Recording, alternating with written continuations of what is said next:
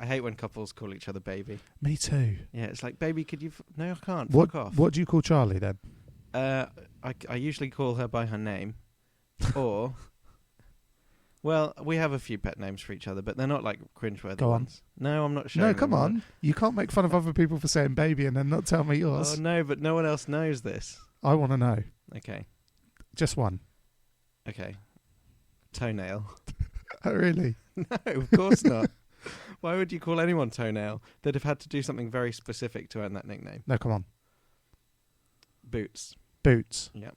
Why? I don't know. Like pussy in boots? For God's sake. Hey, here comes my pussy in boots. That's actually how I picked her up. I was like, do you got some boots? Because you got some pussy. She was in a club wearing some boots and you were like, here comes the pussy in boots, and she baby. heard and she was like, that's the man I want to spend the rest of my There's life with. a winner. I think it's because she taught me how to beatbox. Okay. And she told me to use the Boots Cats thing. Do you know that one? Yes. Where you're like Boots Cats and then you can be like... Yeah. I don't beatbox, I'm afraid. I rap. Okay. More. Let's go. I'm not doing that. Oh. I haven't mentally prepared for a freestyle. I don't freestyle. It takes me months to write one line. How Cut are you? to a homage of like 8 Mile. I'm writing some raps on my hand. In a toilet. Have you seen an episode of South Park where he's in a Christian rock band? Oh, it's yeah. like writing Jesus, I love you on his hand and stuff. Good times. Have you seen someone's done a remix of that song from 8 Mile? What's it called? Lose Yourself. Yeah. But it's called Spaghetti, and they just Yes. remix it with every word is spaghetti. There's vomit on my spaghetti. How are you? Not bad. How are you? Yeah. We're creating the illusion that we've just walked in front of the microphones, which are on already, and just started talking. We didn't just sit in silence eating ice lollies. like children watching videos on YouTube. Thank you for the ice lolly. It was really nice. Right. Shout out to Slimming World. Yeah, Slimming World approved ice lollies. Well, the holders are approved, aren't they? Yeah, but the thing that was in it was like Diet Coke and lime. Oh, it's actually like a mix that they... Yeah, not well, I made the mix, but it's all free. What did you put in it? Diet Coke and lime and jizz. Which is also quite a famous cocktail, isn't it? Hey-oh! Cocktail? Yeah, exactly. See what I did there? That was really good. Anyway, we've been BeardWags. Thank you very much. Yeah, good night. That joke is going to get old at some point. What? Me, like, pretending to finish the episode. Never. Never? You know me. No joke ever gets old. I've not even heard of that. Anyway, this has been BeardWags, and thank you very much. Moving on. Do some shout-outs. I've got some shout-outs. Go on, then. I won't shout them out. I'll speak them. Because if I shout them, I think it might mess up the recording. I'm not actually that interested if you're not literally going to shout. Okay, well... No, go on. Let's not do this in front of the children. Firstly, got debates? Yep. Yeah. I don't like calling it got debates. I prefer Game of Thrones debates. Well, I think the whole joke is it's like we've got debates. Yeah, but it makes me think they're kind of gay. No, I'm joking. No, Jesus. Got debates is quite good. I only listen to it because we asked them a question. I don't listen to it any other time because they're just far beneath us. Listen, I'm gonna do a genuine shout out. These guys are really cool. We interact with them through Twitter a lot. And they were kind enough to read out something we sent them on there. Why didn't they ask us a question in return? Well, they're welcome to. Yeah, debates. I suppose we didn't specifically ask them to. Yeah, we did. We tweeted them and said, ask us a question. Okay, Brendan and Dan. Yeah. Lord Brendan and his squire, what he sometimes makes love to, Dan. No, I'm the squire and you're the knight. Oh, right. What are they? They're both lords. Boring. Couple of gay lords. No, Stop being so homophobic. Right. I love gay people. My brother's second cousin's aunt's best friend is gay, and that means I'm not homophobic. There are people. I love when people like wear it as a medal that they've got gay friends. Yeah, like, that's what. If it shouldn't just be regarded as a normal thing. Yeah, They're exactly. like, well, I know a gay person. Yeah, that's what the joke was. Like, yeah. People are like, oh, well, I've got 3 gay friends, so that means I'm not a homophobe. No, it just means you know some gay people. You can still be homophobic. Yeah. It's like when people used to say, I don't mind what gay people do so long as they don't touch me. Do you ever get that? It's like, not every gay person fancies you. Yeah, and people are like, oh, a gay person, stay away. Yeah. Listen, people need to probably catch up to the 21st century and realize that being gay isn't a curse nor a bad thing at all. I quite agree with Frankie Boyle when he said, why not let gay people get married so they can be as miserable as the rest of us? Louis C.K. was like, he's like, I don't know if I'm not gay. I've just never seen a dick that I wanted to suck. Yeah. I think Ricky Gervais did a bit where he was like, you can't be forced to be gay, you can't. And he does a scenario where like their son's at a dinner table and his dad's like, you will be gay, suck that dick. Oh, I don't like it. Oh wait, I love it, bring me more. Yeah, like the idea that people have to be conditioned to be gay. When I say gay, I in the same sort of way where I would call you a cunt, I'm not really. Yeah. I quite like. I suppose it shouldn't be. I mean, to us growing up as similar ages at school, everyone would go, "Oh, that's gay." Yeah, I shouldn't really say it, but I think as long as no, we shouldn't. But it's just like we've been sort of we grew up. When you call someone gay, it's not like you're saying you are a homosexual. It's like it's slang for nothing. It's just a nothing insult. You shouldn't. In a way, you shouldn't use it as a derogatory thing. But on the other hand, if there's no intent behind the words, people call me a cunt all the time. I know. And most of the time, there's no intent behind it. Most of the time, it's me. Most of the time, I pretend there's no intent. Anyway, got debates. We've got more. We've got more on the discussion of homosexuality and gayness later on with an email, I believe. Yeah. But let's leave that as a teaser. Yeah. Go listen to Got Debates. They talk about Game of Thrones. It's a really cool debate. Their premise it's a really cool debate. It's a really cool podcast. Yeah. The premise is they don't like a standard, oh, this is what happened in this episode, 5 out of 10, 9 out of 10, and like just rating it like that. So they kind of delve into the world of pretending they are lords in Westeros and treating the events of the latest episodes as current events. Yeah, like a newscast. Like a newscast. It's really clever. And it's a fresh take. Shall we rip off the idea but do it for SpongeBob SquarePants, the cartoon? As opposed to SpongeBob SquarePants, the live action. Oh, there is a live action film. Oh, no. I'm embarrassed. I think it's a good idea and we should rip it off. But everything. We'll just do a special podcast for every TV show. Well, I know that they're pretty serious about podcasting, and they've said I think they've expressed an interest in maybe even we could join forces one day and do a joint podcast, which would be quite fun because they have similar sort of back and forth to us in a sense that they're always putting each other down. I never put you down. Yeah, you do. What did you say to me the other day? Oh, actually, it was just before I sent you a message and you were like, "We're done." Like you broke up with me as a friend minutes before you came over. I genuinely was going to go out so that you heard the door shutting and saw me walking past, and then you could go knock on the door and I'd be like, "No, he's gone. He's got things to do." You put too much effort into your put downs. Yeah. What's your other shout outs? My other thanks to Brendan and Dan. Yeah, that was good. Got Debates. Yeah. My other shout out podcast wise is a podcast called No Boundaries, which is run by a lady called Mel, or Little Mel, as I think is sort of the stage name for the podcast. It's probably like a... I've got it if you want me to read it. No, I've got the description here. Not a stage name, but like a performing... I guess that is a stage name. Yeah. Like a podcast stage name. Like the same as Lord Brendan and Lord Dan in Got Debates. But this is... So No Boundaries, they... Mel said, "Oh, does anyone want to be featured on our website? Because I think she's quite a popular podcast." And I was like, "Yeah, please, that would be cool." So she very kindly put a link to our podcast on her website with a little picture of our logo and stuff. And I'll read a little description of the podcast. No Boundaries is a podcast hosted by Little Mel. On the show, Little Mel discusses a variety of social, cultural, sex, relationship, and lifestyle issues and topics. She also interviews various performers, artists, and activities such as Jessica Valenti. Activists, sorry. What did I say? Activities. Activists. Why would I say activities? Such as Jessica Valenti, Bella Vendetta, Cecil Baldwin, Feminist Disney, and more. I wonder if she can get some people on from the Magic the Gathering community who are transgender or female, because that's a big debate at the moment. Like LGBT, and just like... I haven't really listened to a lot of it, but I think it's just topical debates and current issues surrounding things like LGBT community. and feminism and stuff like that.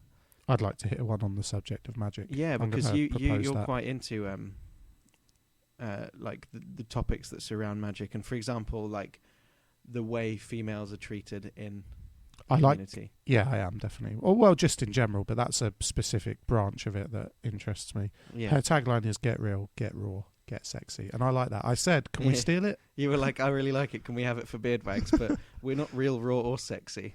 I think we sort of portray a certain sexiness. I think so. Sort of slovenly British men. Yeah. Slovenly British bearded. That's our 3-word. I love it. Mantra. So thank you very much, Mel. That's very kind. Thank you. This is your shout out, not because we're obliged to, because we're not. I just think it was cool of you to do that, and your podcast tackles some very interesting topics. Next is a good friend, Milby, who is a YouTuber and streamer. Never heard of him. Never heard of him. What has he done for us? Yeah. Well, I spoke to him the other day, and if you've been listening from the beginning, you'll know that some of you he probably sent here. Yeah. Some of you may have heard us talk about him. He is a very successful YouTuber, and he very kindly dedicated a video to talking about us as a podcast, and I know he listens. And, well, I said to him the other day, if we got a BeardWags t-shirt, would you wear it when you record? And he was like, get me a tank top, because he really likes tank tops. And he then talked to me about tank tops for about 10 minutes. That's a passionate man. He is very passionate about his tank tops. Does he drink Stella and sometimes hit girls? I mean, I'm not stereotyping. I'm just wondering. He's never hit girls, as far as I know. Okay. And I'm fairly sure that he never has or never will. I don't know if he drinks Stella. When at uni, where he used to drink a lot of cider. Sounds about right. And Disaronno. He loved his Disaronno. So. And backhanding.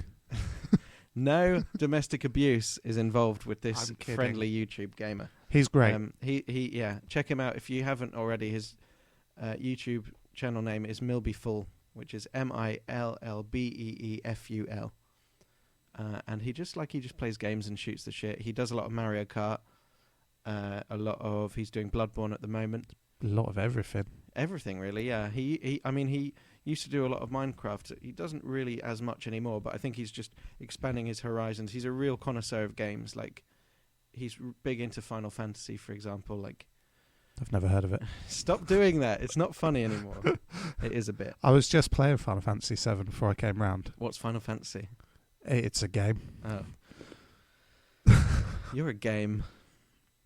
Do you know? Have you seen bird. Lego's alternative to Minecraft that you can get now on Lego Steam? Worlds. Lego Worlds, yeah. I haven't. I don't know what I think about it. I haven't researched it enough to be able to make a prejudgment about it, which you shouldn't do anyway. I might buy it when it's on sale on Steam. Okay. Do you have Don't Starve on Steam? Because I almost bought it the other day. Anyone who has Don't Starve, you've got your free update to the multiplayer now. In fact, Milby, when you listen to this, let's play together, because I know you've got Don't Starve. Yeah. I'd love that. I'd love to play with you, Milby. So thank you, Milby. The other ones, obviously, are beautiful Livy White. Yep. Who designed our logo. It was her birthday the other day, wasn't it? Yeah. I think she has a birthday every year, I think. Yeah, but what I mean is we could say happy birthday to her on the podcast, you jackass. Happy birthday. You can't sing that. That's copyrighted. No, it is not. It's yes, it is. Domain. No, it's not. That is owned. No Why do you way. think in like restaurants and stuff they don't sing the proper happy birthday song? Do they sing? I am not kidding. That is owned. Are you sure? On TV shows, you have to pay to sing that song. Oh, wow. I'm not making that up. I swear to you. I didn't know that. Yeah, that's why. Like, if you that's really helpful to know, because I'd have used that in a commercial. No, you can't. And we would have been like fined, sued. Yep. You have to make up your own one. Okay, so happy birthday, Livy. Hey. It was her birthday about 2 weeks ago. Well, no, it wasn't. Yeah, it was. 23rd of May, I think. Something like that. It wasn't 2 weeks ago. It was a week ago. A week and some change. What day is it now? 2? The 3rd. 2nd. The 3rd. 2. Where did that come from? It's the 2 of June. And it's not even right. It was about 2 weeks ago because I went to her party. It was like 10 days ago. Okay. Okay, fine. Sorry, I wanted to say happy birthday to your favourite fucker then, to be honest. Let's not even bother with the shout out. Fuck you, Sorry, Livy. Livy, I was just trying to be nice, but this arsehole here didn't want to.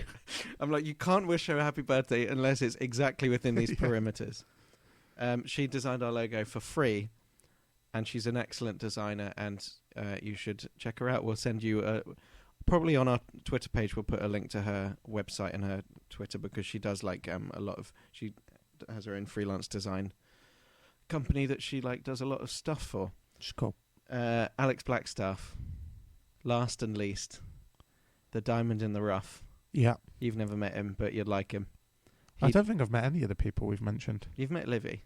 No, I don't think that actually happened. Yeah, because we were here and we were watching TV. Oh, yeah. We were watching TV. How boring does that make us sound? We were watching music channels, I think. We were watching We music were actually sitting down watching music channels. Drinking and watching music channels whilst the girls had a right good laugh. Yeah, absolutely. Alex Blackstaff did our intro and outro song. He did, thank you. Again, for free. He is a very good music composer. And I will also post you a link to his page as well. He does a lot of very different things musically, like from drum and bass stuff to maybe slightly more classical and upbeat, like video game genre, kind of like our intro. Yeah, it's very like I asked him to do an intro song for the podcast. He was like, okay, give me a brief, and I was like, well, we like video games and stuff, and we're talking about geeky stuff, and for example, Legend of Zelda, because that's a franchise he knows and loves very well. So he took a lot of inspiration from the Zelda music for our intro. Yeah, I think it was the Hyrule Field. It does sound very similar to Hyrule Field. One, so yeah, and it's cool. I really like it. Yeah, we've had people say it's kind of like, it sounds quite newsy, like it's an intro to a news bulletin. Yeah, it's short and sweet. It's short and sweet. Like that's what, when I said to him, he was like, how long are you thinking? I said, I don't know, what do you think? And he was like, don't have it very long, because have you ever listened to podcasts where the intro is like 40 seconds? It's like when you listen to comedy radio shows and they have like an intro that's longer than the episode. I think they should have like, you know, when they have like maybe a little oboe song at the end of like a radio play. Yeah. And it's like, the character John was read by Steve Lazenby and blah, blah, blah. Do you know what I mean? Sort of. That's what we should have. I know what we should do. We should tell people to send us in their own intro for us to feature in an episode, like a competition. See, I think that's a really good idea. But do you think people will do it? What's the incentive? I'll send you some stuff. Yeah, we'll send you stuff. Yeah, well, if you like, we can do it like every couple of weeks. Just be like, oh, send us an intro and we'll play it on that episode. Even if it's just you singing it like we did. Yeah, exactly. That would be good. Yeah. Okay. Yeah, that would be fun. They're all my shout-outs, I think. Got debates. Livy, Blackstaff, Millbeat, and No Boundaries. I'm done. And Geek Guardians. Yeah, Should that's probably your... mention that. Yeah. I write for a website called Geek Guardians. That's it, really. Go check it out. Specifically my articles. Fuck the rest of them. Yeah, fuck it. I think if you want to see my stuff, I mean, go read everyone's stuff, because they're all geeks. You know, they're all into. They all write very specific stuff. I just write whatever I feel like writing on that day, I guess. But legend. Yeah. I write. If you want to see my stuff anyway, you can see a couple of. I think it's called "Bring It Back." Some TV shows I want back. Bring it back. Sing it back. The X-Files, about that, return to that, which Alex very kindly had a look over and made some changes. You don't need to. A review of Starlight, a comic book by Mark Miller. A retrospective on Ultimate Spider-Man, and then there was one more thing. A Legend of Zelda concert review and a Loot Crate review. Yeah. There should be a couple more going up this week. A review of Mad Max and a review of the Loot Crate. Steve writes a lot, and it's good stuff. So check it out. Check it out, yeah. And we'll probably bung the articles on the BeardWags blog at some point, so you can get to them there. We need to start making a note of the things we say we're going to do. Because I noticed that we say we're going to do things and then we never do them. Hey, we sent that dude his book. He got it. He sent us an email. Oh, yeah, we'll get to you, man. Thanks for... Should we jump onto some emails? Because it's 20 minutes in. That was just Emails. Told you I could speak. No, first email It's No, that's yeah, that's funny. Okay. First email from a guy called First email's from a guy called Phil Mann.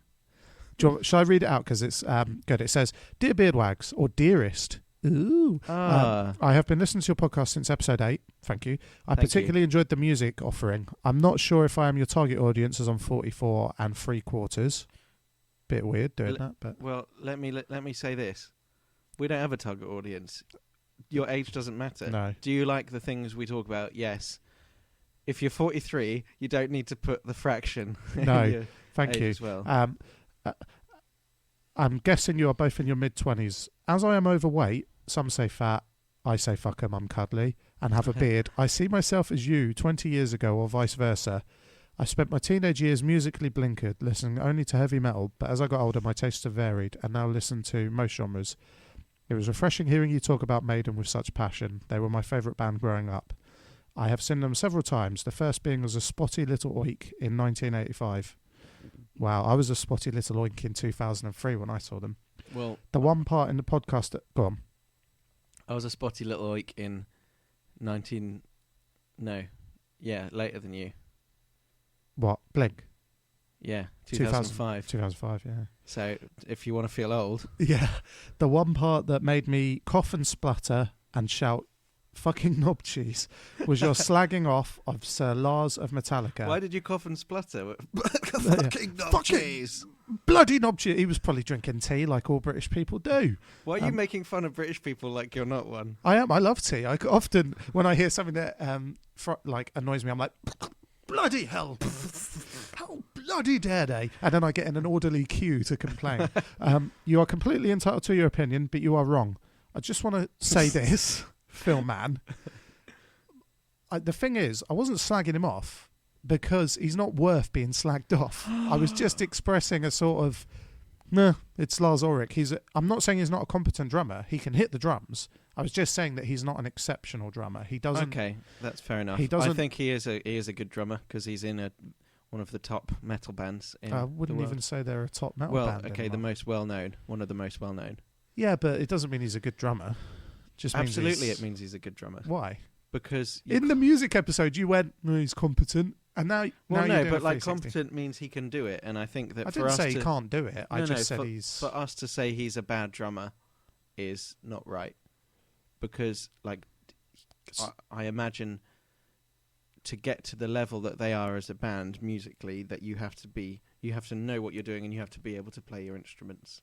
No, you just have to have Rick Rubin producing your stuff to a high quality so that so it sounds like manufactured garbage, basically. Oh. You can say he's rubbish in the same way that we can watch a film and say it's rubbish. I can still appreciate the effort that goes into him doing his job. But it doesn't mean I have to like it. No, that's true. I love Metallica, don't get me wrong. But I think that I guess it's not on the same level that, say, Tom DeLonge is a bad guitarist. No. That is self-admitted. Like, he knows that. I don't know that he does anymore, though. Well, I think he used to. The difference between saying Tom DeLonge is bad as a guitarist and Lars Ulrich is competent is saying that he can play the drums to a level that means that Metallica are a thing. Like, I'm not saying he's terrible. I'm just saying he doesn't do anything to propel that band. It's not all about the drums. In all honesty, all four of them are competent, but none of them do anything that makes me go, holy shit, this is exceptional. The songwriting in the 80s was incredible. Their first 4 albums up until And Justice for All are the 4 defining albums of thrash metal, in my personal opinion. Yeah. But since then, they've become manufactured, very generic rock music. Like, I listened to St. Anger again because I was very down on it. I like that album. Yeah, but the snare on the drums is horrendous. It sounds like he's hitting steel. Well, that's not real. That's not like his playing it. It's just the type of drum he's using, or the way that it's not his playing. It's just the post production on that album is appalling. Like, really, like too clean. I feel like if they took the music from Death Magnetic, it felt like they had a lot of energy again, and took the lyrics from St. Anger and put those two things together, they'd have one of their best albums ever. Because I love the lyrics on St. Anger, but I don't think it's just a lot of guys sort of making noise with their instruments, sounding angry. There's no guitar solos. That was a bad choice. And I can't. St. Anger's probably the best example of his drumming in a good way. Songs like Frantic and St. Angus sound incredible. Yeah. I can't get over the snare Okay. sounding like steel. If they took that away, when you see it live, those songs are amazing. And actually, it's the few times where I've gone, all right, he's good. Yeah. But ruined by the steel. Post-production on the album. Sadly, yeah. Okay. Take those two albums, put them together, and that might be the best Metallica. So continue. He says, first album, Prince Charming, Adam and Yance. Nice. Oh, are these his favourites? Yeah, like we did. First gig, Meatloaf, 1984. Wow. Favourite all-time band, Iron Maiden. Mine too. Favourite current band, The Unthanks. Not heard of them. No, I'll check them out. Who's your favourite current band? I don't know if we did that. Tokyo Police. Favourite album, Master of Puppets, Metallica. It's in my top 10. Oh, well, there you go. What a great album. Yeah, I kind of feel like my arguments against Lars Ulrich fall down when I say their albums are in my top 10. You know what? It's good to disagree and then finish by agreeing. Favourite festival, Cambridge Folk Music Festival. That sounds fun. Yeah. What was yours? You said, didn't you? Reading, was it? Reading 07. Yeah, mine was Sonosphere when I went with the two Toms and Kim and her brother. That was Iron Maiden headlining. Also Taste of Chaos. Taste of Chaos, yeah, nice. I went in Cardiff I can't remember when it was, maybe 2006. That used to travel around Wales, didn't it? Was it a Welsh festival? No, I think it was all around England. There was a festival that happened in Wales, but I can't remember what it was called. I saw a band called Story of the Year. Have you ever heard of them? Yeah. They were sick live. They were like fucking... Do you mean sick like good? Yeah. Sorry, I'm not down with the child They lingo. didn't come on stage and be like... That's not being sick. Yeah. But yeah, and they were like throwing guitars to each other and like that's cool. somersaulting off stuff. It was so sweaty and awesome. Mine was definitely Sonosphere. Although in that same festival, I got to see like they had comedians as well. So I got to see Tim Minchin. I got stuck in a tent. I went to a tent to watch. You get stuck in a tent? It got packed. They had to shut it off. Like they had security guards stopping people from getting in, and I couldn't get out because it was so crammed. Because I didn't know, but Corey Taylor, the lead singer of Slipknot, was doing an acoustic set. So I watched someone, and then Did he have a mask on? No, he doesn't. When he performs with Stone Sour and his own stuff, he doesn't wear a mask. Okay. Which was always the thing with the masks. It was like, oh, he wears a mask. We already know what he looks like because he was in Stone Sour before Slipknot. I guess it's the same way that the Gorillaz used the animation. Yes, yeah. So I went to leave and it was packed, and I said to someone, oh, who's on now? And they were like, Corey Taylor. And I was like, all right, I'll just wait. And he did do a good acoustic set. Shut up. I'm not massive on Slipknot. They're okay. I like Pulse of the Maggots. I often use that song when I listen to that song when I'm like running sometimes. Yeah, see, I listened when I went running the other day. I listened to "Frantic" by Metallica because it's a good one to, even though the lyrics are quite bad. Like it's like frantic, tick, tick. It's bad lyrics, but when you're running, it's like, yeah, come on. And then I punch old ladies as they walk past. There are a lot of old ladies in Worthing. But yeah, I got stuck in that tent. That was weird. And then Tim Minchin was on, so it was all good. Okay. And I saw Gallows, which was just they're great. I preferred them before their singer left. Their new singer's a bit. The redhead guy. Yeah, I'm not the original guy's redhead, Frank something, but Frank Bruno, I think it is. At the gig, someone in a wheelchair crowd surfed. That's nice. And like during one of the songs, he was like, "This next song." There was a kid who was about 7 on his dad's shoulders. He was like, "This next song's for that cunt on his dad's shoulders. In 15 years, you're going to get so much pussy." And then they just started playing. That's amazing. It was very punk, and I was like, "Oh, I'm out of place here." But it was very good. And "Belly of the Shark," "In the Belly of a Shark's" a great song. You're turning this into a music episode again. And he says his best gig is Metallica in brackets with a great drummer. And I'm wondering if he means the one time when Lars Ulrich was ill and someone else had to drum in his place. Oh, here's some good drumming for you. Yeah. I've added a couple of links for your viewing pleasure. He sent a YouTube link to Steven Seagal's, that banjo group that play covers of metal songs. Have I shown you them? Oh, yes, you have. You're going to see them, aren't you? I think so, yeah. They're playing soon. Their cover of The Trooper is the best thing ever. Really? Like banjo cover of The Trooper. Thanks for those links. I love them. And he says... I'm going to add a review of the podcast to win a T-shirt, mug or car sticker. Keep up the good work, even if sometimes I don't know what the fuck you are on about. It makes me smile. Oh, good. Thanks, man. That's really nice. The last thing he says is, who would win in a fight, Grood the gorilla or Hong Kong Phooey? Who's Grood the gorilla? That's a good question. I did look it up and I've forgotten, but it's a cartoon, I think, but it doesn't matter because the obvious answer is Hong Kong Phooey anyway. He wins every fight. Well, hang on. It is a Groot the gorilla. He doesn't do kung fu. No, but is he from a cartoon that we haven't heard about? I think so, yeah. I think that's where this guy showed his age, if he didn't before. But then Hong Kong Phooey was like of my dad's age, and I know about that. Oh, that's true. In his last birthday card, I drew him a picture of Hong Kong Phooey. Really? That's nice. He just went, thanks. I was expecting like, this is he a was good like, picture. I fucking hate Hong Kong Phooey, you cunt. He looked at me and Draw went, me Groot the gorilla. do like that. I think Hong Kong Phooey would win because I've heard of him. Yeah, he put, if you need a stiffy and a jiffy, take Cockzilla, the medicine for all your penile needs. I like People that. like the Cockzilla stuff. We've had a lot of emails that have been entitled Cockzilla. Shall I get on thank you, Paul Mann? Phil Mann. Yeah, Sorry, thanks, buddy. I appreciate names. your email. And if you want to talk more about music, then email us in. When we get T-shirts, we'll get one in your size. Yeah, we'll shout you out. Next email is from a guy called Kareem Hudson. I think I'm saying that right. If I'm not. I read it, Kareem. Just checked you guys out for the first time. Crispy Kareem. That's what you should call yourself, dude. Oh my god. And then you could like give actually, not donuts, but like that could be your pickup line. Be like, do you? How would you like half a dozen of wait. Crispy Kareem? You could be like, do you like Crispy Kareem? Because I've got the dirty dozen, and then point to your. Get out of my flat. He says, point to your great junk. podcast. Thought I'd stick a little suggestion in. And he's put that in italics like, I just stick it in. Very funny. Nice.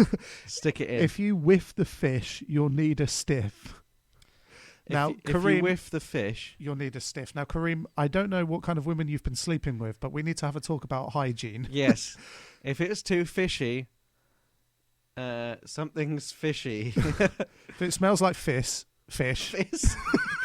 If it smells like Wilson Fisk, if it smells like fish, Kareem, you need to get the Jif, that kitchen cleaner, and bleach that Mr. fanny Muscle. out. Mr. Muscle. Yeah. He definitely loves the jobs you hate.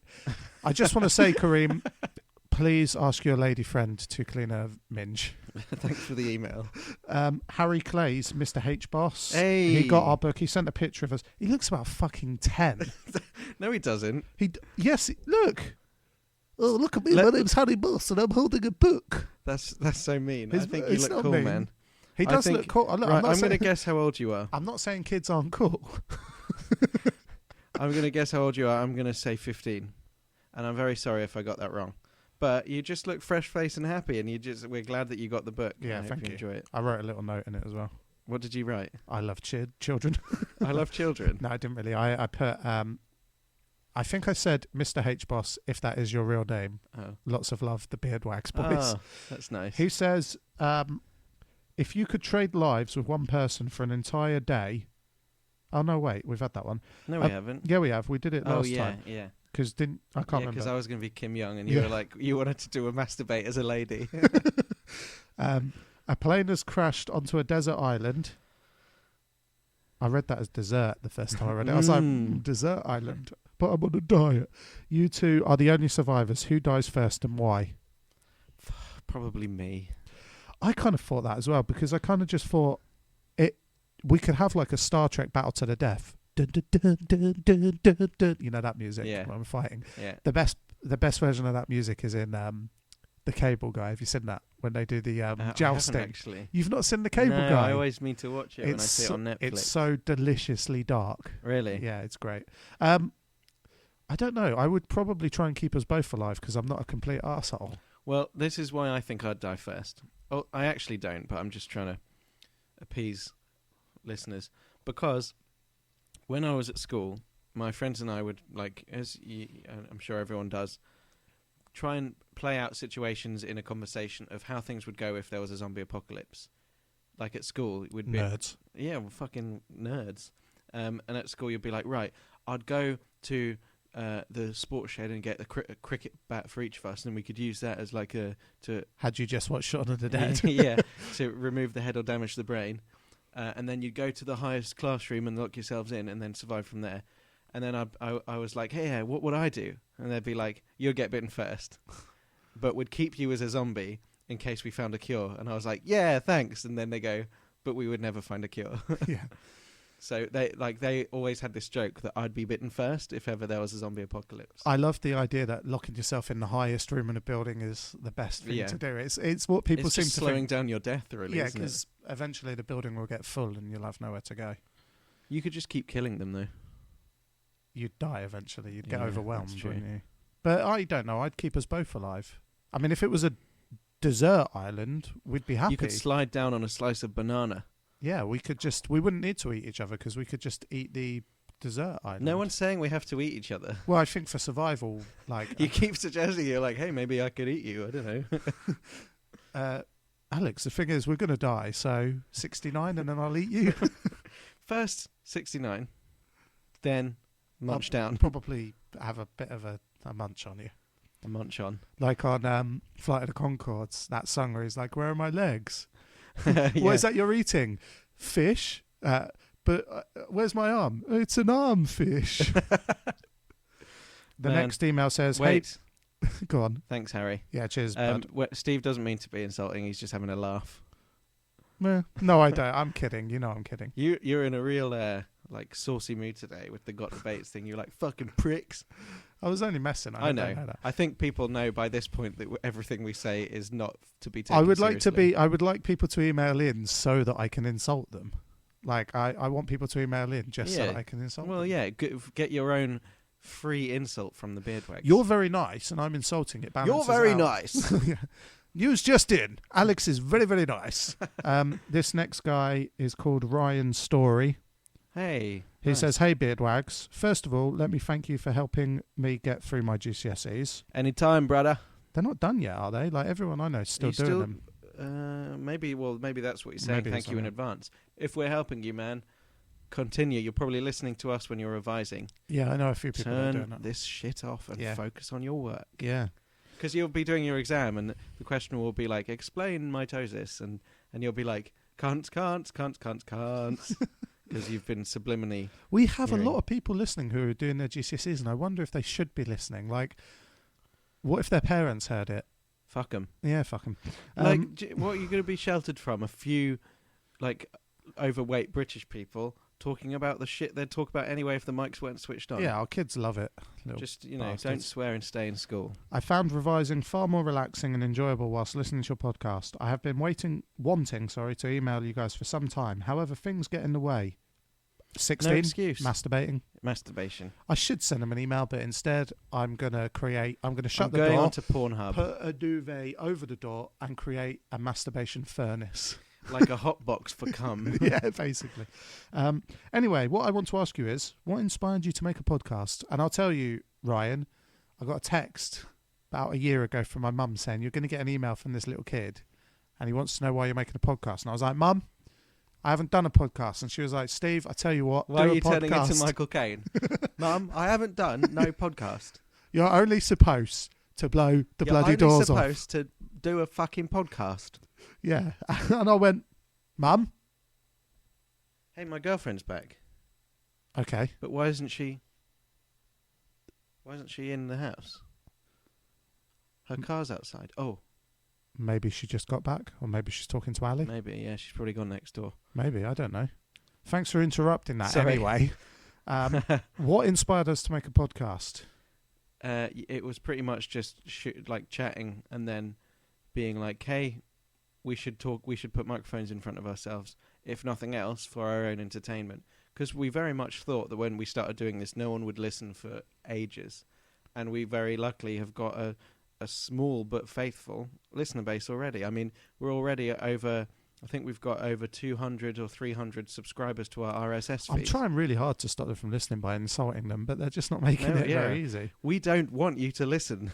I think we talked about this in a previous episode where we said that, I think someone asked how we met, and then I just said one day we were talking, and I said I've always wanted to do a podcast, and then we did it. I was like, hey, me too, let's get married. And then you came up with the name, and that was it, really. Yeah. Like, if you're interested in doing a podcast, our inspiration was taken from Kevin Smith, who was like, fucking just do it because it's not free because you have to buy mics and stuff, but the thing he was saying is you can record it on your phone without buying mics. Exactly. Like, if you're not worried about the quality, you can just record and not worry about it. Like you could get a couple of friends and sit in front of your laptop and use the mic on your laptop, and admittedly the quality won't be 100%, but fuck it. Like his whole thing was, he used to say, if you want to make a movie, go out and make it, but these days it's hard to get the funding. So he's like, if you like talking and you've got stories to tell, just do a podcast. Like, and everyone's got stories to tell. Yeah. So do it. Yeah, that was it. And I think it's gone well, I think. I think so. I'm really enjoying it. I'm pretty happy with how it's going. I hope you're all... Hey, does it sound cool if I do this? Whoa. No, but it sounds really weird. Okay. That's one example of why doing a podcast is good. Why people will listen to literally anything. So shall we move on to the last email? Yes, thank you to Ryan. Yeah, cheers, bud. Send us some more emails. This one comes from Fohammer. Hey, he's back. That guy. And he means business. Yeah. Hey, Steve and Alex. It's been a while since I last emailed, so here's one for you. I noticed that the both of you are making and increasing, I think he means Anne, yeah. Amount of gay sexual innuendo towards each other. The thing I found is funny is he said gay sexual, he could have just said sexual innuendos towards each other. Yeah. Specified gay. He's like, hey, gay Steve and gay Alex, I've been listening to your gay cast for quite a long gay. Yeah. Dear gay and gay, Mr. BeardWags, I have concluded that you both must be sexually frustrated as a result of your female partners not meeting your questionable needs. Now, let me just say something. Fohammer, I know this is all in jest because you go on to say, like, jokes aside, but I don't know if you know how gay works. Because gay people aren't just people who can't get any pussy. Like, no one's sleeping with me. I think I'll have some cock today. Yeah. I got to about 20 and I was like, oh my God, I can't get any minge. Give me a cock instead. No, the thing is, we make a lot of sexual jokes, but I think it's just the only reason they're directed to each other is because we're the only ones around, apart from my cat sitting on the sofa. But that would be weird. I do it with a lot of my male friends. Me too. I don't think gayness comes into it because I don't think in this day and age we should have to explain that we're a gay-friendly podcast. Yeah, I think. And also, I do it with most of my male friends that I'm comfortable with. Like, there might be certain friends who you know probably wouldn't take to that joke, but most of my friends are pretty cool. So, and do you know what, Fohammer? I want to say to you, you have a nice penis. Yeah. Your penis is called Fohammer. Probably. Actually, what else can it be called? What's the elven name for it? Glamring. Glamdring. I think it's glamdring. Glamring, something like that. Cockring. Good one. Thanks. Moving on. Yeah, and I know you're just messing around, but yeah, we probably do make. Unbeknown to us, is that the word? Unbeknownst to us, make a lot of jokes which end up being gay, but I don't think it's gay bashing because I don't think we do. We need to explain jokes towards each other and say things are gay jokingly. Let's just go on the record of saying if you're gay, that's absolutely fine. Yeah, do you know what? It's funny because I was talking to someone recently about my childhood, which we'll get to another day because it's a fairly sordid affair. But the one thing my parents did or didn't impart on me is like just being completely impartial to that kind of thing. Like there was never my parents never had an agenda. They weren't. Look, I'm not going to pretend I had the best upbringing or the worst, but that's the one thing I'm thankful for is there was no sort of religious. They never forced us into a religion, and they never forced an opinion on others on us. Like my parents have always kind of been like, whatever, you know, like, and that's kind of how I am. Like, never had a problem with gay people or me neither. And that's why I find it hard to believe that people our age. And I know, just for the record, I know that Fohammer is joking. He's not homophobic. He probably wants some cock. If anything, hungry. Yeah. But like, I find it hard to believe that a lot of people our age have been brought up to be like, oh, fucking gay people, it's unnatural. I don't understand how people can still think that. The whole thing of in this day and age, I kind of agree with because like gay people, immigration, you know, transgender, all of that sort of stuff is. We live in an age where it's still an issue. Like when in Brighton recently, near where we live, if you don't know, which has a lot of gay people in it, it's got a reputation. It's sort of the gay capital of England. Yeah, it is definitely. But gay marriage was legalised there. Like a friend of mine who's been in a civil partnership with his husband for ages finally got married over there. It was a quiet affair. I think there was only like 4 of them there because they'd already been married in their eyes. They just wanted to make it official. But gay marriage is legal everywhere. Like, it's not just Brighton. Yeah. But what I mean is they went to Brighton to do it. Sorry. Oh, I see. But I just remember saying, but they could, when they could get married properly rather than just a civil partnership. I just remember saying, imagine living in an age where we have to celebrate this. It shouldn't. Yeah. I want to celebrate it, but on the other hand, we shouldn't have to. It should just be accepted. Yeah, exactly. It shouldn't be like, yes, finally a victory. It should be part of the norm. And do you know, I've got a relative who's gay and is against gay marriage. Wow. Not because of any like homophobic anti-gay reasons, because of his own orientation. I think it's just because it's like, well, why do we need the same label as everyone else? Why does it have to be a marriage? And on that level, I guess he has a point. But if you're looking at equality, marriage isn't really a religious thing anymore. People get married for legal reasons. And I know ultimately it's people say, oh, it's just a title. But no, I mean, if you're going to buy a house and you're married, you buy a house together. It's like having a kid and all of this stuff.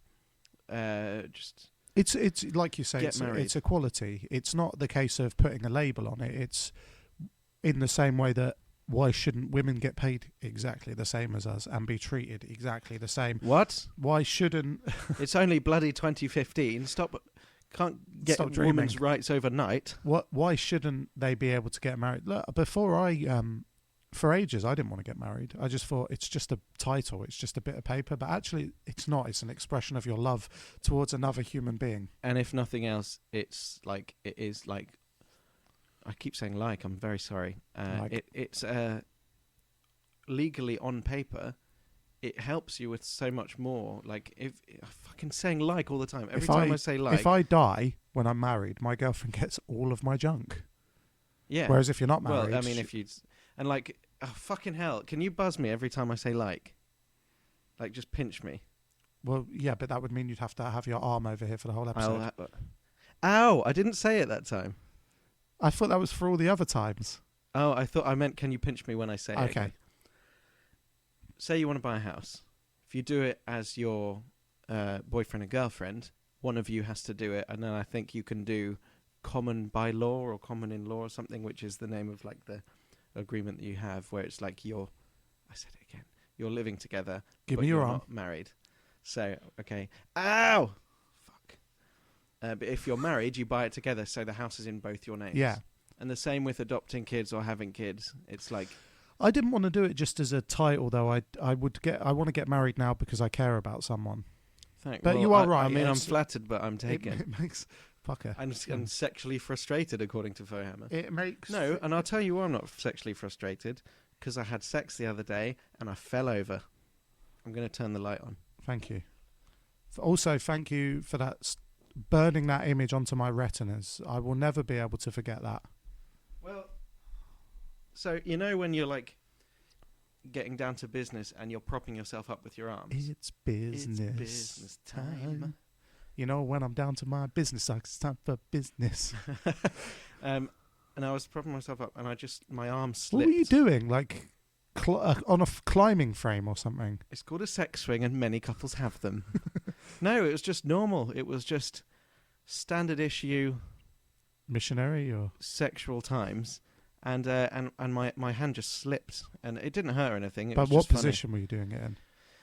Well, this was just in the preamble. So you weren't even engaged in intercourse? No.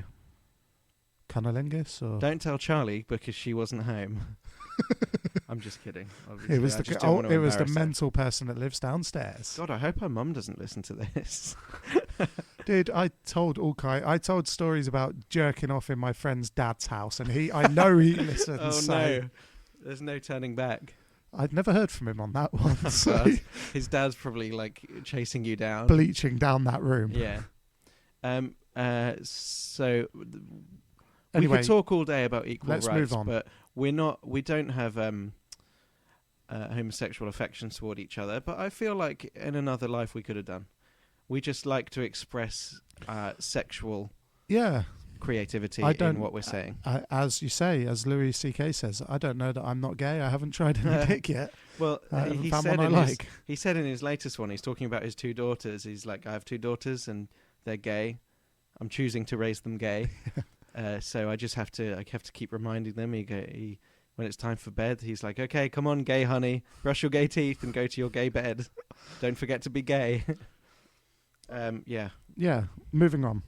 Anyway, jokes aside, after Alex talking about his Irish adventures in the County Mayo, which is where my friend comes from, I thought I'd mention that one side of my family, as well as my family name, also originates from County Mayo. That's specifically cool, man. West Mayo, as does Alex's. At one point or another, it's probable that our families met, since there weren't too many people in the world. No, definitely. In that part of the world, especially in the 1900s. Fohammer, what is your family name and whereabouts in Mayo did they come from?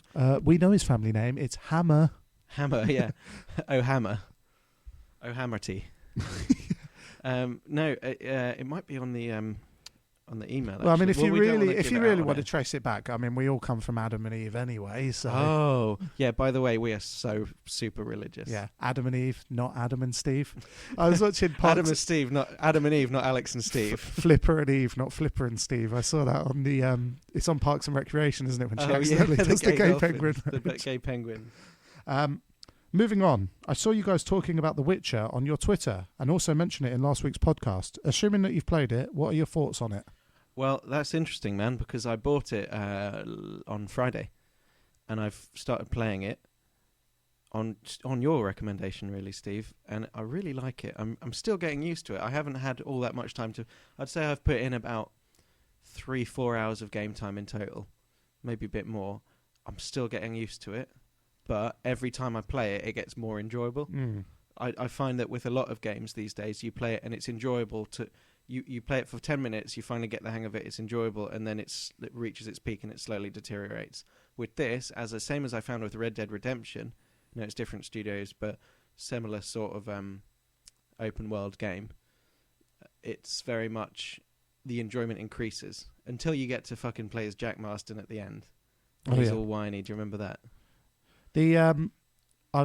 I've not played it loads because I bought it, but I've got Red Dead. Yeah, no, we're talking about The Witcher now. I know. I love Red Dead. It's good. Red Dead is my favourite game. Really? Yeah. Fair enough.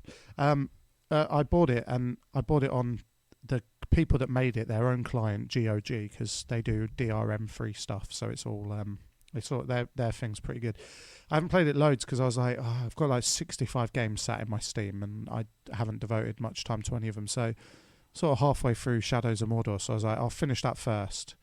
And then foolishly I was like, oh, look at that, Sleeping Dogs Ultimate HD Edition's only $5 on Steam. Have you played it? I played it before on the PS3. Oh, is it good? Yeah, I love it. But when I saw the Ultimate version, which is like the PS4, Xbox One graphical update, I was like, oh, it's a $5, I'll buy that as well. So then I was like, oh wait, I thought it was going to complete games before I bought more. But I mean, for a $5, like... Exactly, yeah.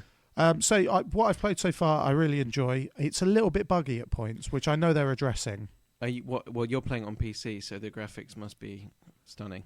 It is very good. But it's buggy on PlayStation. I think it's buggy on all of them. They're working on patches for all of it. Do you know what? Being quite a faithful PlayStation player, I kind of expect bugs in big games like that. It's a massive game, and I never think it's okay. I'm never like, oh, cool, a bug. I just grow to expect it. I am okay with bugs to a certain extent. It depends on what kind of level you're talking about. A couple of glitches is fine. Save breaking stuff is not fine. No, you're right. Well, like a buddy of mine was playing Fallout 3 and he just stopped playing it completely because he had loads of hours of playtime and he got locked in a room. And he couldn't get out. And he should have been able to get out of the room. It wasn't locked or anything. And he couldn't revert to an older save. Oh, so he had to start again. Yeah, it happened to me on Skyrim on the Xbox 360. Oh, shit. It came out, and then a couple of months later, they brought out an update that allowed you to use it with Kinect, so you could do the dragon shouts into the Kinect. Yeah. That, something like 50 megabyte Kinect update, broke my save. Oh, shit. I couldn't complete missions. It had the mission marker, and the person you had to go to, they just didn't speak. That's really annoying. And if I reverted to an older save, it took about half an hour to load, and then when it did load, it just crashed. So I had to start again. I've never had anything like that with The Witcher. No, not on The Witcher yet, but there are a few things that I've noticed. But generally, it's I'm enjoying the difficulty. You know, when the Evil Within, I had to change to easy because I was getting frustrated. I just wanted to know the story. With this, I'm dying a lot, but I've never wanted to go and change the difficulty because it doesn't make you frustrated with not being able to do it because it's so tactical. It's not just button bashing. It makes you go, I'm going to go back and I'm going to try it this way. Yeah, and it's different to the Evil Within. The Evil Within in games like Demon Souls, are almost there to make you die. They're very punishing. Like Demon Souls, you can't change the difficulty. No, really, it's just hard, and that's it. Like I think you can change the difficulty, but you're still going to die a hell of a lot. Yeah. Well, I mean, that would frustrate me. On the subject of games, the trailer for Fallout 4 came out today. I know, I haven't watched it yet. I've seen it there on my... I don't think the trailer's that exciting, but it's just an exciting game, so it'll get you pumped for it. You're going to be disappointed in me. Go on. I've never played Fallout. Well, Fallout 4 is the perfect time to play it. Yeah. They don't necessarily follow on. Do you know what? It's not like... I mean, I've played Fallout, like I used to live with a guy who had an Xbox and I played it on his. I've just never played through it. Do you know what I mean? You should definitely, if you like Skyrim, you're used to the Elder Scrolls, it's exactly the same engine, so you're going to... But it's just like, it's first person, isn't it? Which is what Skyrim is anyway. Yeah, but I don't play Skyrim as first person. You don't have to in Fallout either. Oh, really? It's exactly the same. You can third person it as well. Oh, okay, because unless it's a shooter, I'm not a big fan of first persons. I play Skyrim in first person. Why? I know that's how it's meant to be played. I prefer it. Do you really? No, it's not meant to be. You play it how you want. I just prefer it. Yeah. I prefer playing in third person for certain games, but I find Skyrim and Fallout really weird because when you're looking around, I don't know, your character just looks really weird in third person. I don't like the way they move and stuff. I prefer I'm a first person. Khajiit. Oh yeah. So that's what I am in. Yeah. No, I'm not. No, Fallout 4 looks great. You should. You've only got a PS4 now. Maybe you should get Fallout 3 on Steam. Your PC will handle it. Fallout 4 will come out on PS4, won't it? Yeah, I mean you should play 3 first because Fallout 3 Yeah. is such a good game. It has to be experienced. Yeah. Okay. I'll do that.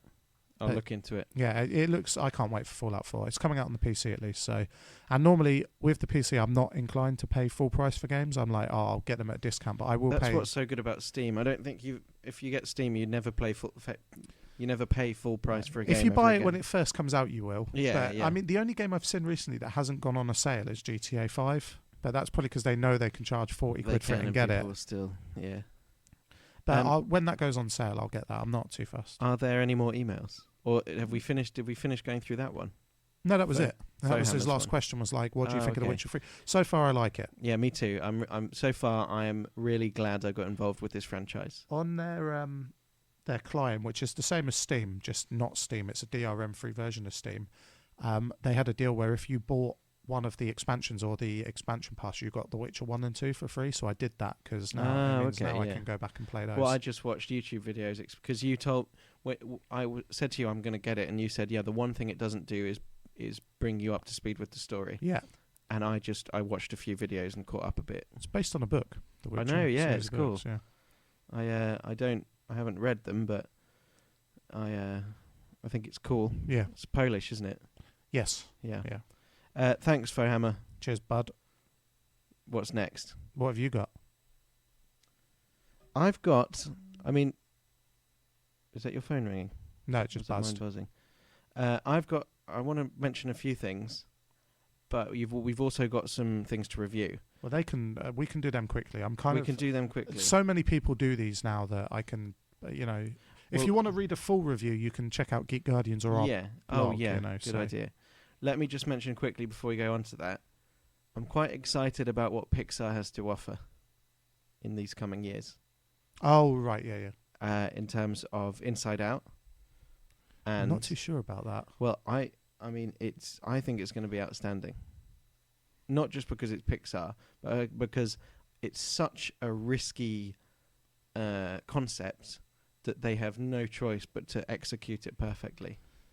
Yeah, I agree with that. I mean, the trailer just hasn't sold me yet. They're going into the brain of a child, and I don't think anyone can understand the brain of a child. No. But also, what I'm excited about is the Good Dinosaur, even though that's a really shit name. It is a bit crap. It's a kid's book name, isn't it? Like you'd pick up for... The Lion That Once Was, or something like that.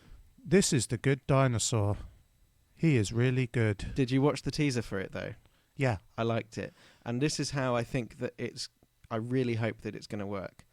I hope that it's going to follow on, not story-wise, but in terms of style. I hope it's going to follow on from WALL-E in the sense that it's not dialogue-based. Yeah. Because I don't know if I like the idea of another talking dinosaur with a pet kid.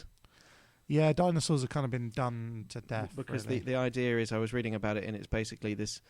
So in an age where, in an alternate universe where dinosaurs didn't get extinct because the asteroid missed, this dinosaur gets lost, and he finds a human kid because they've been a bit liberal with the timelines of... It's like in the future of not millions and millions of years ago, but still before times that human arrived. It's just they're allowed to do that. It's fine. Yeah, exactly. It's a fucking story. It's a movie, yeah. And it's about this dinosaur who's trying to find his way back, and he befriends this human baby or this human kid. So it's a boy and his dog story, but the dinosaur is the boy and the human boy is the dog. So I really hope that neither of them can speak, and it's done through like WALL-E and Eva, that kind of relationship. I think that would be really cool. I think they'll put some dialogue in there. Well, there's got to be somehow, like, I think the same way that all the people on the Axiom had the dialogue. I really hope that the main character Arlo doesn't. I think that would be a really good move. What else have they got coming out? Well, I mean, Finding Dory apparently is in the... I didn't like Finding Nemo. I'm not huge on it. Really? Same as Cars as well. I didn't really like Cars. I've not watched Cars. I've kind of refused because this is really unfair of me, but I've gone, that looks crap. I'm not going to watch that. It's probably good. I just wasn't interested. It's acceptable, but I didn't believe the whole thing of Cars being Cars, like in the sense that cars go and sit in stands and watch cars race. It's weird. It freaks me out, man. But I just think Pixar's got a good lineup coming up, and I'm really interested. I'm dubious about the Good Dinosaur. I really hope it's done properly, like in the non-dialogue based genre like WALL-E. But Inside Out is really kind of a bold move for them. Yeah. And the trailers look good, and it's got a good cast of voice actors. What's your favourite Pixar movie? That's an interesting one. Probably WALL-E. Yeah. Yeah. I watched Up again the other day, and I was in stitches. Obviously crying at the beginning. Yeah. But Kevin the bird, when he pats, what's his name, Carl? Yeah. When he pats him on the head with his beak, it's just really funny. I love Pixar films. But more on that later, because Pixar may be appearing a bit more at the end of the episode. Oh, okay, fair enough. So, let's move on. What did you have anything you want to talk about before you move on to these reviews? I knew you wanted to talk about magic. Well, no, let's do that. What were you going to say? I'd say we need to do another magic episode soon. Well, let's do it next week or something then. I'll talk about magic next week. But I'm happy for you to do it now if you want to. Well, no, I just... no, let's do it on an episode for itself, because I just wanted to talk about the Modern Masters 2 that's just come out that I think maybe... Well, let's do a preview to it. What's your... Give me a sentence summary of it. It's expensive. Yeah. No, it's good. It's a good draft. It's good drafting fun. What's it called? Modern Masters 2015. Basically, it's a supplemental product that you can't play in standard, which for those who don't play Magic, it has formats. So standard is sort of the last 2 years of releases, and modern is everything back further.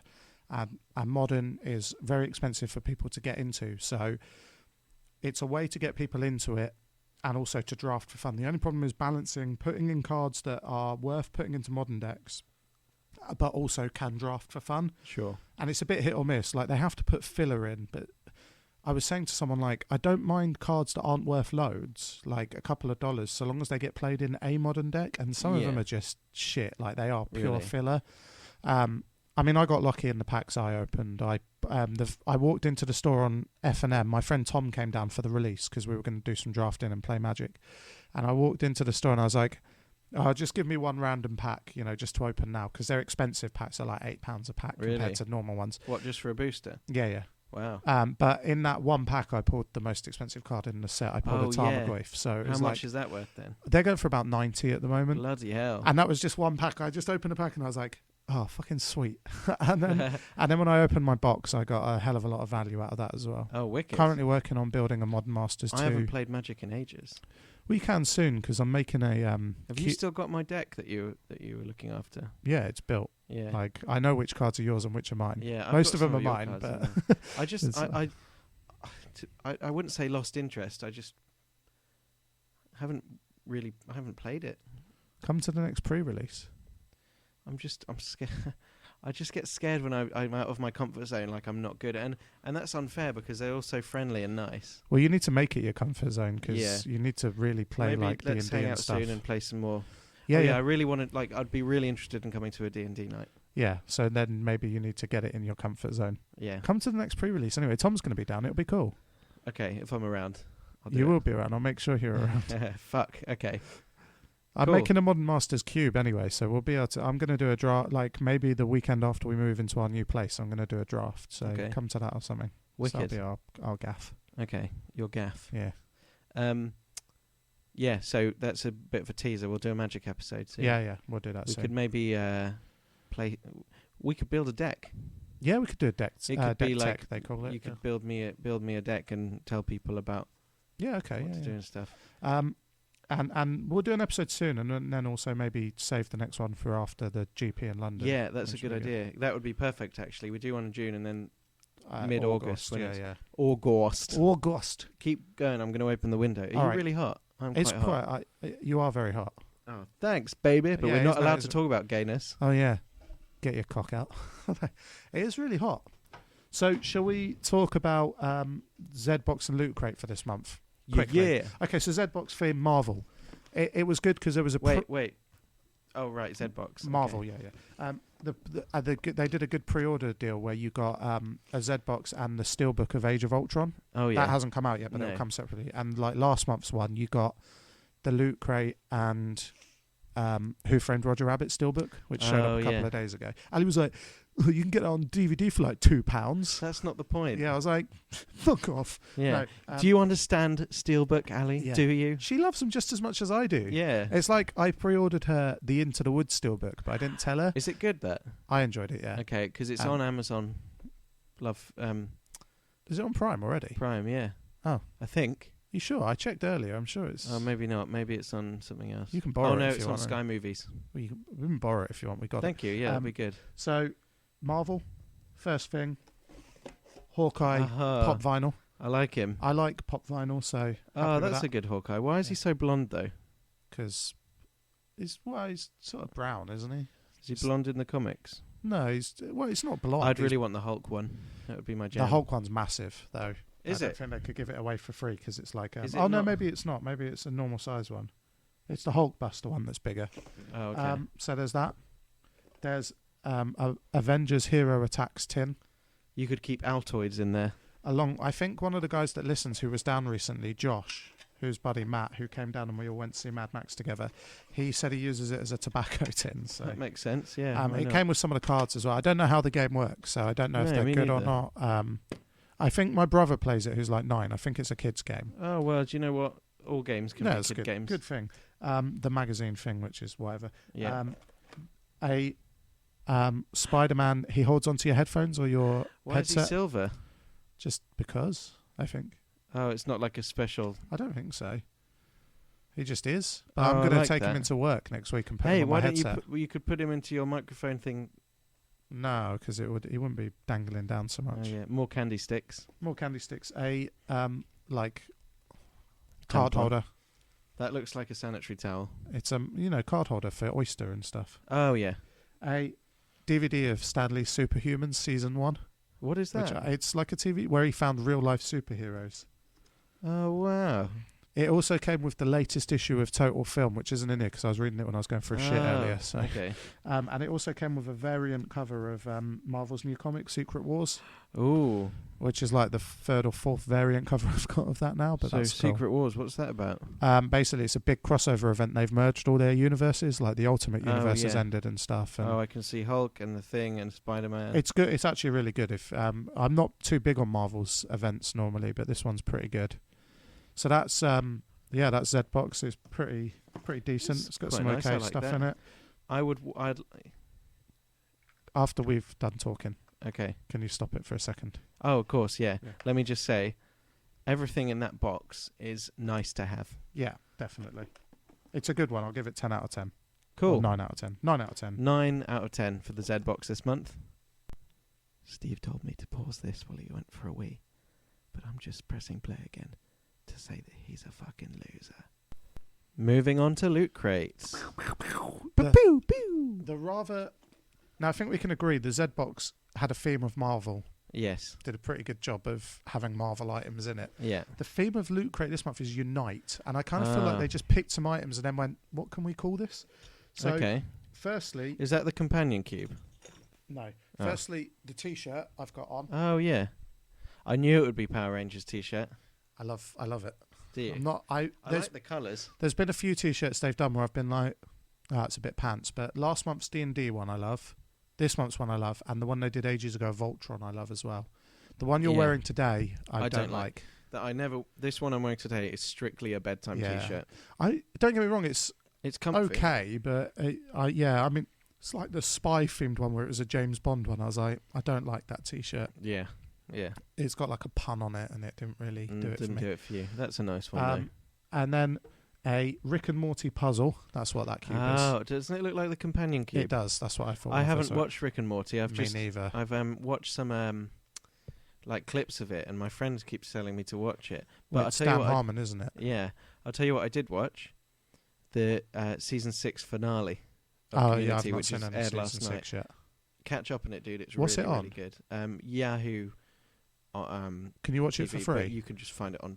I'll send you a link. Yeah, send me a link because I have not watched it yet. It is. I mean, I read a review that says it gives it good closure if it doesn't carry on. It really does. Like the finale of Futurama recently. Yeah. Like well, that Futurama, that finale for Futurama, I think is the best finale I've ever seen. That along with Scrubs. I presume you mean season 8, not 9 of Scrubs. Oh fuck! No, I don't count that. The one where he's it's playing the Book of Love by Peter Gray. I love that song so cried. much. Yeah, I did as well. Yeah. That other season finales very quickly that you think are up there. So Scrubs, Futurama. House was all right. I've not seen House yet. Oh, okay. Friends has got to be up there. Definitely Friends. The closing moments where it just pans around the empty the music, flat is really good. With the keys. I really like. You've not seen it, but I like the ending to Fringe. That was pretty good. Okay, yeah. What else is there? Trying to think. I think those are some of the good ones. There's not a lot of good finales. Sitcoms are always a bit. Oh, I'll tell you the worst one. How I Met Your Mother. Yeah, well, we talked about how bad I don't know, even just the last episode. The whole last season was really bad. Yeah, the whole last couple of seasons. I think the one before is bearable on a level that almost like I could put it on in the background whilst I'm playing a video game, kind of bearable. Yeah. Which I guess is the same kind of way I feel about things like The Big Bang Theory. Like maybe they make me chuckle occasionally, but yeah, The Big Bang Theory I hate on principle. But I also know that I've watched episodes and enjoyed them and felt guilty about it.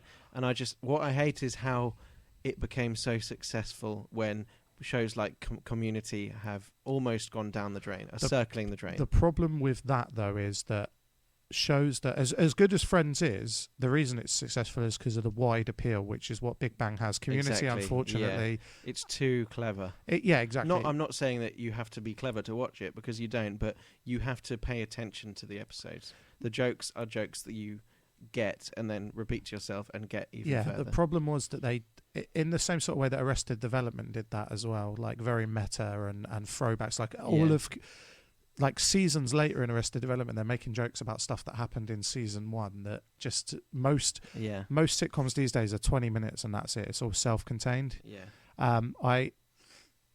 I actually recently sat and watched the new season of The Big Bang Theory. Oh, okay. I've had a lot of time to myself. What's it like? Comfortable, I imagine, is a good word. It's okay. I mean, do you know what? It's not as bad. There was a couple of seasons where I loathed it. Like, I would say that I don't feel anything towards it. It makes me chuckle occasionally, and there was an episode that had Kevin Smith in it, and that's why I watched it again. Yeah. That's weird. It makes me chuckle is the best I can say for it. And actually, there was a few bits, even though it's painfully slow, there is some character development that's worth almost rooting for at points. But it is, the problem with it is, and the same with all of What's His Face's shows. I've forgotten his name that created it. He did 2.5 Men as well. They're very Chuck Lorre. Yeah, Chuck Lorre. They're painfully slow development. Anyway, back to the Loot Crate. Yes. Some Marvel shoelaces. Yay! What's on them? I don't know. You can't really tell. They're a bit sort of. Shoelaces are one of those things where you'll put them on a pair of shoes and then they'll get mangled. They're not going to stay in good nick. No. Some Team Fortress 2 badges. I like them. What is Team Fortress 2? I keep seeing It's a free-to-play first-person shooter on Steam that's a lot of fun. It's well worth playing. Okay, and how do people make like videos from it, don't they? Yeah. How do they do that? You can do it in the game, I think.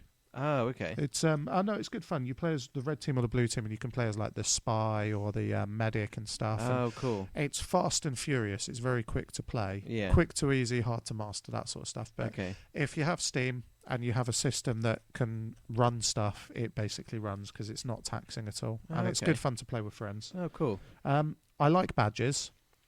Badges? My badges, pins, Oh, not the black and white furry beasts. My shoulder bag, the bag I have, used to be covered in them, but they just fall off eventually. You said so last episode that they just... I managed to salvage some. There's one I'm glad didn't fall off, which was my Hogwarts crest pin, because that's like a collector's item. And then a Marvel Ice Cube tray. I needed an ice cube tray, so I'm pretty happy with that. That's nice. Like, I can make some ice cubes with it. It does its job. It saves me buying them, other than the £16 box that it came in. And then this one, it's an Age of Ultron decal sticker for your car. I'm never going to use that. No. And also the artwork's really bland. Yeah, it's just white. It's really bland. And then a copy of Mad Magazine, special to this box. Okay. It's like lampooning Justice League and Avengers and The Hobbit. Oh, yeah. I didn't even know Mad Magazine was still a thing. No. But I think it exists digitally. Oh, cool. Okay. I've read some in the past. I never really tickled me in the right way, I don't think. And then a copy of the usual badge, which is a bit weird because it's Batman and Superman shaking hands. There's no DC items in this box. No, it's all Marvel, isn't it? Mad is published by DC, but that's it. And then lastly, a comic book called Bravest Warriors. Okay. I think it's a cartoon. It looks like Cartoon Network type. I don't like the design of it. It looks, to me, it just looks like Rick and Morty and Adventure Time. I'm guessing that kind of, those sort of cartoons now that have very appealing humour to adults as well as kids. Overall, a bit of an underwhelming box. I'd say a 6 out of 10. I gave it a 7 when I wrote a review, just because there were a couple of items that I actually thought I would use. So what's in that little Rick and Morty thing again? It's a 300-piece puzzle. Oh, cool. Okay. I don't do puzzles. My girlfriend does those. So. Did you know that Rick and Morty is meant to be like Doc and Marty? Yes, I did. I didn't know that until the other day. I think the voice of Morty is the same guy who does Lemon Grab in Adventure Time. Oh, okay, yeah. I feel like it might be because it sounds similar. I'll watch it sometime. I don't really make much time for watching cartoons these days. No. Maybe I should. I'm interested in more serious things like comics. Yes, exactly, yeah. I guess I make time for cartoons. 7 out of 10? 7 out of 10. No, 6.5. 6.5. If you want to read a slightly more in-depth review, I don't know if it's on Geek Guardians yet, but I sent the guy in a review for May, so whether he's put it on or not is his prerogative. Him, so yeah, look them up on Geek Guardians or Steve's Twitter, which is @Gaia-Theory. Yeah, @Gaia-Theory, yeah. Shall I say very quickly on the subject of magic, which I should have said before? We talked about earlier, yeah. I just found this out. and I want to give these guys a shout out because I think they deserve our support. They've got, if you'll find them on Twitter, it's at zombie ZOMBY GAMEZ Zombie Games, Zombie right? Games. They're asking you to sign a petition to help them. Basically, they're a gaming store that started getting a real big. They're British. They started getting a real big Magic following. Yeah. So they moved to a bigger premises. I think they've got like 100 active players, which is a lot. Wow. So the guys that run it, I think it's a father and son, took over a pub and turned it into a gaming pub that still sells board games. So they're like a gaming shop, but also a pub. So you can go in. Where is it? It's in Warsop, which is Nottinghamshire. Oh, fuck, so it's not close to us. No, maybe we should go for a weekend away. Well, a friend of mine lives in Nottingham, so there we go. It'd be a good excuse to go up. So basically what happened is they moved to this pub and a new guy took over, I guess, their local area, WPM, which is the Wizards Play Network, which sorts out stores for organising F&Ms. They have stopped this shop from being able to do F&Ms. They've taken away their sanctioning because my understanding is that they don't want it run in a pub. They want it run in a bricks and mortar shop. Now, I know loads of F&Ms that are run from shops but have to be done in pubs because the shop doesn't have the space. It's almost like they need to register for Friday Night Magic from their own house. Yeah, exactly. And then go, all right, we'll meet at the pub. Almost because they've strayed away from a bricks and mortar gaming shop to a pub. Although they still sell games in there. You can still walk in and buy stuff. So I've signed the petition, and if you go to my Twitter and look at my recent tweets, and I've retweeted their stuff and I've tweeted them and said I support you. Like they took this place for the comfort of their players. Yeah. It can support a larger player base, which means they can organise PPTQs, they can organise Grand Prix trials and just bigger events.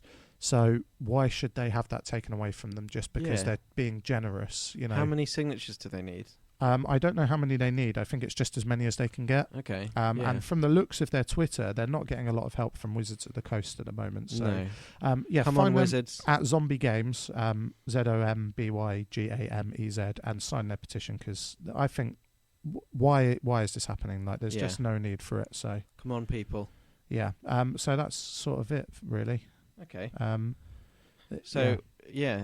Support them. Support them. There were some good reviews of Zbox and Loot nice Crate. nice and quick. Again, Zbox is winning. I think. Come on, Loot Crate. I know last month Loot Crate one was the fantasy themed one. Yes, you're right. Yeah. Which was stronger. Okay. But in general, I haven't yet pre-ordered Zbox's next one because the theme is cops, and I don't know if that appeals. Say cocks. It'll just be a don't picture know if of cops appeals, although it's going to have some Judge Dredd stuff in it. So I would get it just for if it's a Judge Dredd T-shirt. But you don't know. That's the problem. If it is a picture of the helmet set with the caption "I am the law." But you could probably buy that anyway. Yeah, that's true. I might get it. If you pre-order it, you can also pay a little bit more and pre-order the Steelbook version of Dredd as well. Yeah. I don't know if I'm going to because Dredd on Blu-ray isn't very good because it doesn't exist on 2 discs. It's just one. Yeah. So it plays 3D at the same time as it plays 2D. And if you're watching it on a 2D thing, the quality is subpar. Do you think? Yeah, I think. I've got it on Blu-ray and I thought it looked awesome. Have you got 3D TV? No. I didn't. I've watched the HD version on Netflix, American Netflix, and then compared it to the Blu-ray, and the quality just doesn't seem to match up. It's not that much a difference. Well, it just isn't that great. They should have put it on 2 discs because it's trying to run 2 things at the same time. Okay, that's a good point. Well, never mind. Let's speak about something visually stunning that we've seen recently. Your mum? Oh, that was a good burn. Thank you. Seriously though, don't you? The cat laughed. He was like, meh, meh, meh. Seriously, don't you fucking ever talk about my mum again. Hello, mummy. Do you remember that episode of... Can I wash my winky in your kitchen sinky? Thingy, where Homer's like, Marge, has Lisa gone to Camp Granada? It's like, hello, mother. Hello, mother. Here I am at Camp Granada. And I think I said Cramp Granada. You did. And he's just like, okay. Fuck. Mad Max. Fury Road. Directed by George Miller. Written by George Miller. Directed by Alex Farnham. Written by Alex Farnham. You wish. If you'd made that film, that would have been cool. Would you have put me in it? Yeah. As well, like one of the... Do you know who you'd have been? Who? The guy who's like, it's a lovely day. That would have been great. Yeah. So what are your views? Obviously, you loved it. Yeah. Start with a rating out of 10 and then go on to explain why. 10. Brilliant. Why? Because I said on it's not often I watch something and then comment about it on Facebook, because I think fuck Facebook. Like, it's just Facebook. You can express your opinion on social media. That's what it exists for. But there are just so many douchebags on it that it's kind of like I'd rather write about it on a blog or something where people are looking for those comments. But I basically felt I had to, because I am amazed in our current day and age that a film like Mad Max got made. It's not typical Hollywood fare. No. And that's good, because Hollywood is so perfect and it has so much sheen. Like, the Avengers, for all its faults and all its good stuff and all its bad stuff, it's Hollywood sheen is what kind of, you know. In the latest, in the Community finale, and it's not a spoiler, Jeff has this line where he says, because he's a bit older than the rest of them, he's like, I wish I was young enough to say that the Avengers movies are boring and not get away with it. Yeah. And I was thinking about that. I was like, actually, although they're fantastic and we all love them, they're a bit boring now. They're starting to get boring. Like, not in terms of boring as movies, but the whole concept of the superheroes and the whole thing. Yeah, it will peter out. It's so, like, ticks all the boxes of what is popular today. It's very... And Mad Max was like, it's almost as if they got the form of what boxes they need to tick for a Hollywood moneymaker and just ticked all the no boxes. Yeah. Like Sorry, go on. I was just going to say a prime example of it, and maybe the bit that had me most, that made me fall in love with the film the most, was the guitar player on the truck. Yes. He was... The drums on the back and the guitar on the front. It's just... You know, when you see, like, when you watch a film and you have to think each character exists for a purpose. Yeah. And you think, well, why is that character there? And I was looking at him and you think, why is that character there? To reflect how much this movie doesn't belong. Yeah. Well, it's like when you used to have going to war and you had the trumpet players. The drums and the guitar are like, get everyone pumped. They are like that, the Burner Boys, or whatever they're called, the War Boys, sorry, are almost like brainless, like grunts. Yeah, basically, they're brainwashed into fighting for Immortan Joe for, you know, Valhalla. You know. And they spray the shit in their Yeah, I've got something on that. I'll tell you about it in education. Okay. But yes, the guitar player. It was a real guitarist from Australia, and that guitar weighed 130 pounds, and it actually shot fire from it when they were filming. Really? That's so cool. Do you know what I love? Surprising. Were you going to say about the CGI? Oh yeah, that's in there. Yeah, but how little CGI is in it is it's 80% practical effects. That's amazing. And when you think about it, like there's a lot of CGI in the backgrounds, but it's used sparingly. And also one of George Miller's like directives with making the film was it had to be as colourful and as beautiful as possible for a stark wasteland film. Like, it had to look with, like, the bit where they drive into the sandstorm is visually stunning. So nice. Yeah. It warrants CGI. Did he direct the originals? Yeah. Okay. There's a lot of throwbacks to Mad Max 2, The Road Warrior, in it. Yeah. Well, the guy who played the... Also, was it filmed in Australia? No. Is it an Australian film? It's Australian film, and the others were set there. But when they went back to make this one, the desert landscapes had been changed by years of flooding, so they couldn't film there. Oh, okay. Nambia, I want to say. There are so many Australian actors in it. Yeah, he's Australian, and it's set in the wastelands of Australia. Oh, so okay. That's the idea of it. In the distant future. Yeah. Oh, okay. It's one of those films. The guitarist and the drums and stuff. You never once in that film stop and go, what? Like, why is that there? Yeah. You might say, why is that there from a backstory perspective? But generally, you're like, it's so absurdly brilliant that the fact that there's drummers and guitarists is just, it makes me laugh. Like, every time I see him, I just think, that's brilliant. Like, it's a film that made me smile from start to finish. The opening credits had so 80s, like when it slammed up, Fury Road. It was just so great. Cool. Do you know what I don't recommend? What? Seeing it when you're really hungover. Were you hungover when you watched it? I was like, I feel like my brain was going to explode because it's so fast-paced, especially when... Charlie had a good point about this, actually. She really enjoyed it more than she thought... Well, actually, I said, did you enjoy it more than you thought you would? And she goes, I enjoyed it exactly as much as I thought I would. So I don't know if it was really her thing. No, I get it, yeah. But I didn't think it would be Ali's thing at all. Well, visually, I really like. I said to her, "Oh, did you like when it was really the frame rate was stupidly high and stuff?" And she was like, "Yeah, but sometimes it just looked comical." And I was like, "I think that's the point, though, as well. Like some of the time it's meant to be frantic and like really like adrenaline, but other times it's like it's almost humorous how futile the whole thing is. Like battling for, something so tribal in a world where they're all gonna die anyway." But what I think about that is, and a point I think is that you can go and watch that film and sit down for 2 hours and not think and just watch cars blowing up. But I also think it's a comment on the state of our world where we fight over resources so easily. It's there's a depth to that film that it's a very strong feminist film. Like the way that Furiosa is characterized in the movie is so strong. Yeah. I wrote on Facebook, this is the perfect antidote to how shit Black Widow was in Avengers 2. That's true, yeah. She was so poor in that movie, and then Furiosa in this was just spot on. Like, did you see? You showed me them actually. I think the Daily Mail readers, a British tabloid for people who aren't British listening. People had written in complaining about how female orientated this movie was. I think one of them was a quote saying, "I just don't understand why women have to be in so many films." And what was another one? Like, why can there just be one film this year that's not feminist or something stupid like that? I don't even know that it's overly a feminist film. Every film should be a feminist film. Even films where the man attacks the woman should be a statement on, like Gone Girl. Yeah. Gone Girl shows some really aggressive, manipulative relationships.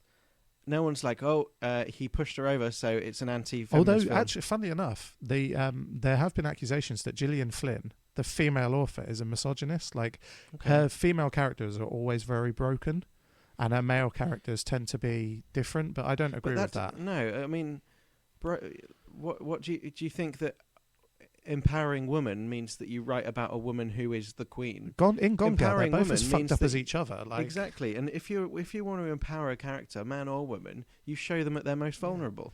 And also, it turns out that he's just as much of a pig. Like, he's cheating on her. Exactly, yeah. But no, I think Furiosa was such a strong statement, and the fact that Max and Furiosa, there's no love there. You could maybe. Some people, the people I went to, were like, "Oh, there could have been a suggestion." Well, there is love, but like it's almost like a fraternal.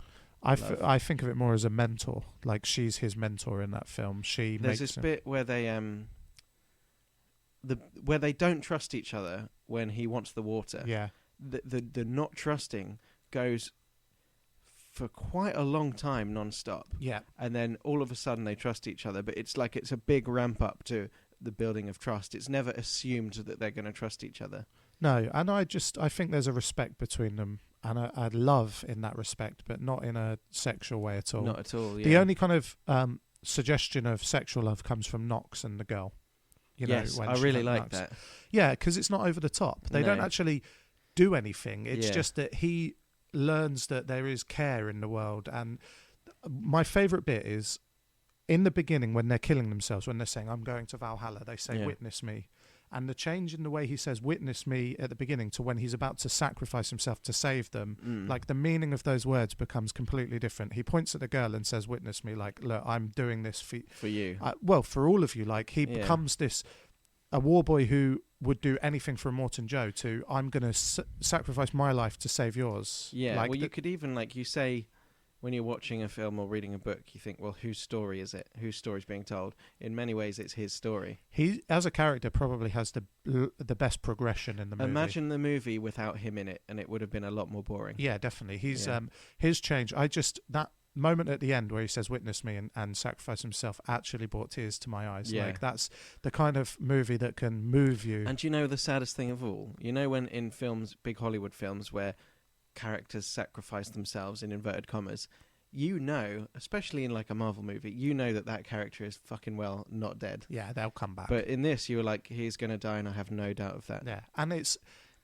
for me, it's just, I love the change in that character. He's my favourite character, I think, because of how he develops the most. Yeah, and that end, it really choked me up when he was like, "Witness me," and he just spun the truck over and blew it up. Like, it was really good. Yeah, I really liked it. I mean, I knew I was going to. I really wish I'd not seen it hungover.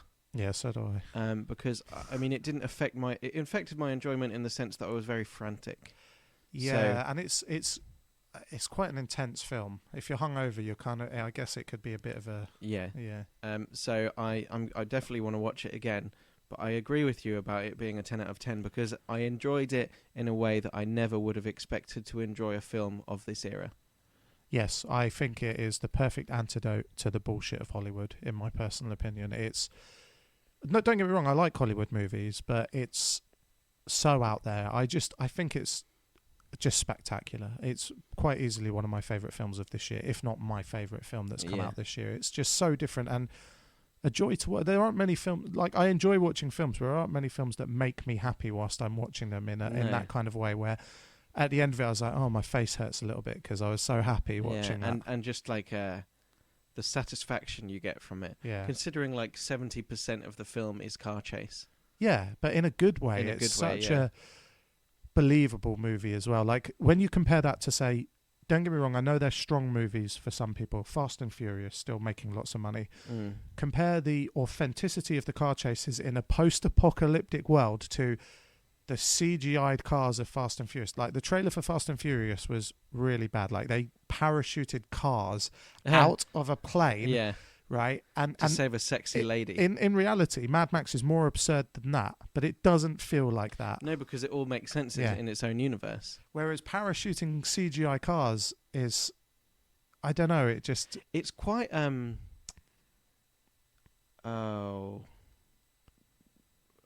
okay, no, I remember what I was going to say now. Have you ever read any Beckett plays? Yeah. You know Endgame? Yes. It's really similar to that. It's quite a Beckett.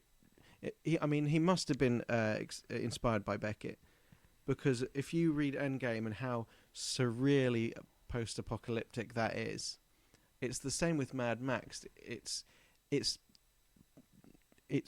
job isn't to tell you that it's a post-apocalyptic film.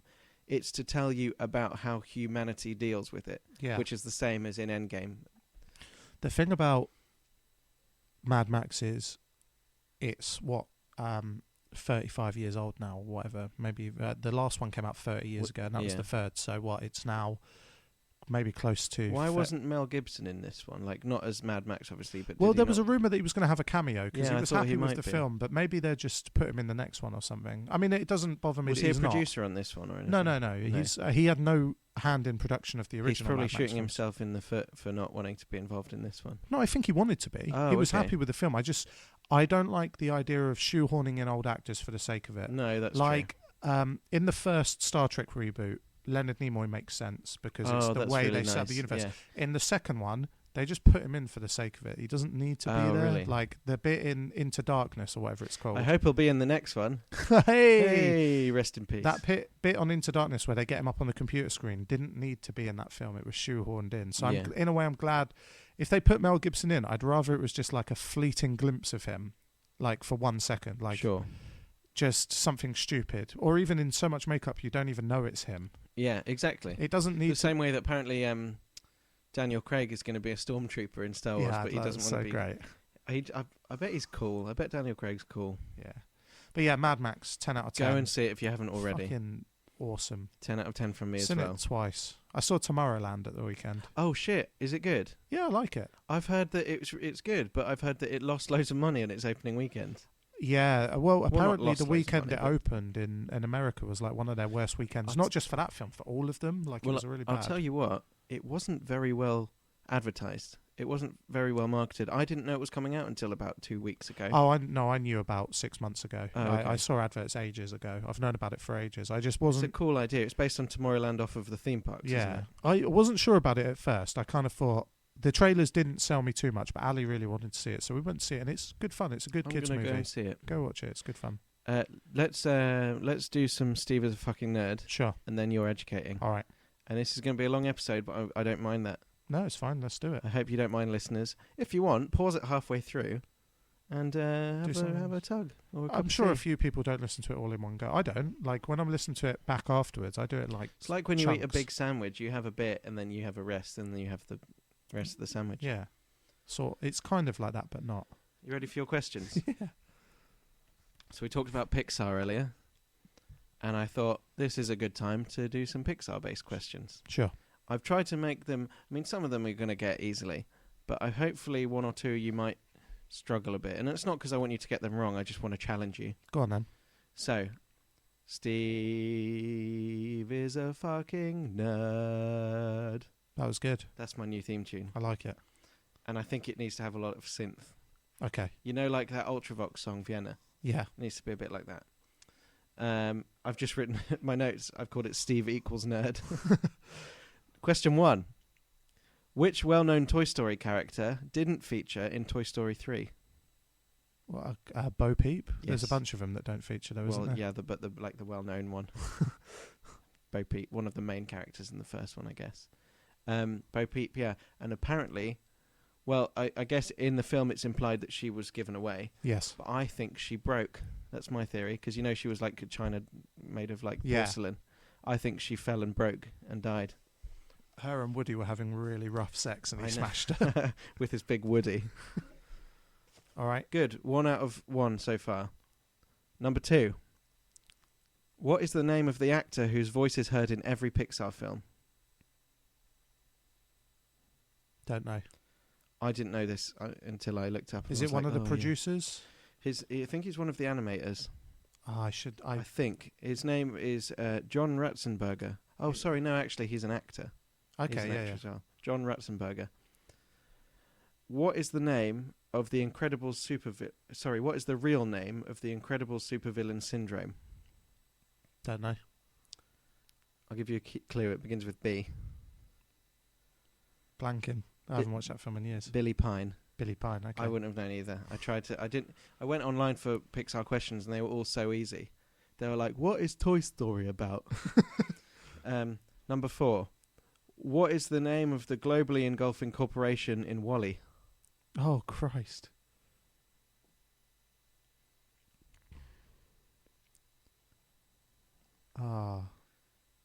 Should know this. Again begins with B.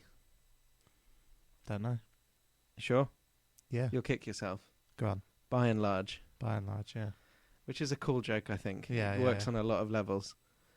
And this one, this will just have to be a guess, because I wouldn't have known the last... Well, I wouldn't have known 2, 3, and then this last one. What Pixar movie made the least gross on box office sales out of all the Pixar movies?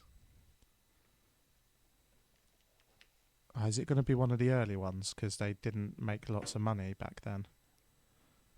Maybe. If I was guessing, probably Toy Story or Bug's Life. Which one are you going for? Bug's Life, probably. Bug's Life, you're right. Wow. And it's not to say that it didn't make a good profit. It's just overall gross. It was not as successful. I've also, this is just a bit of a bonus. You might not fancy it, but if you suck me off, I'll give you 10 points. Okay. Here we go. For a bonus 500 points. Okay.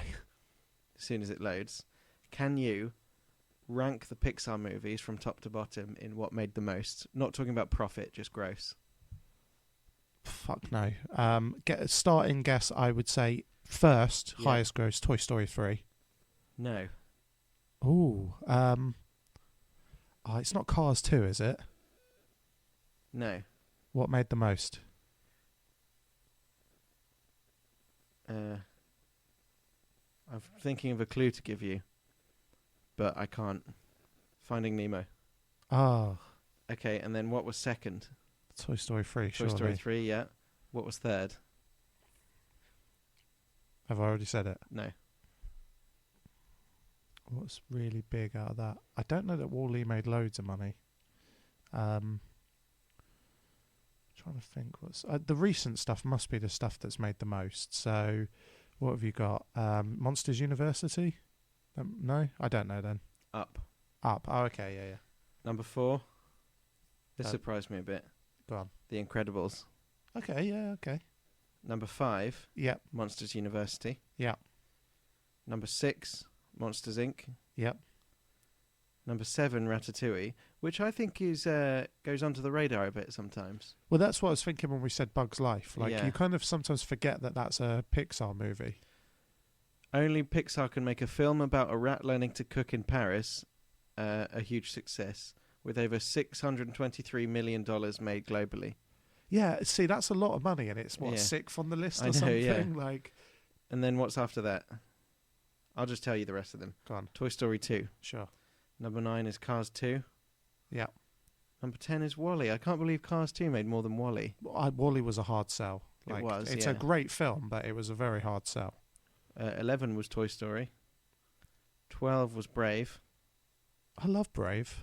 Do you know, I wasn't enchanted with it the first time I watched it. Watched it again last month, and I was like, that was really good. Brave, along with Monsters, Inc., might be my first and second Pixar movies. Monsters, Inc. is great.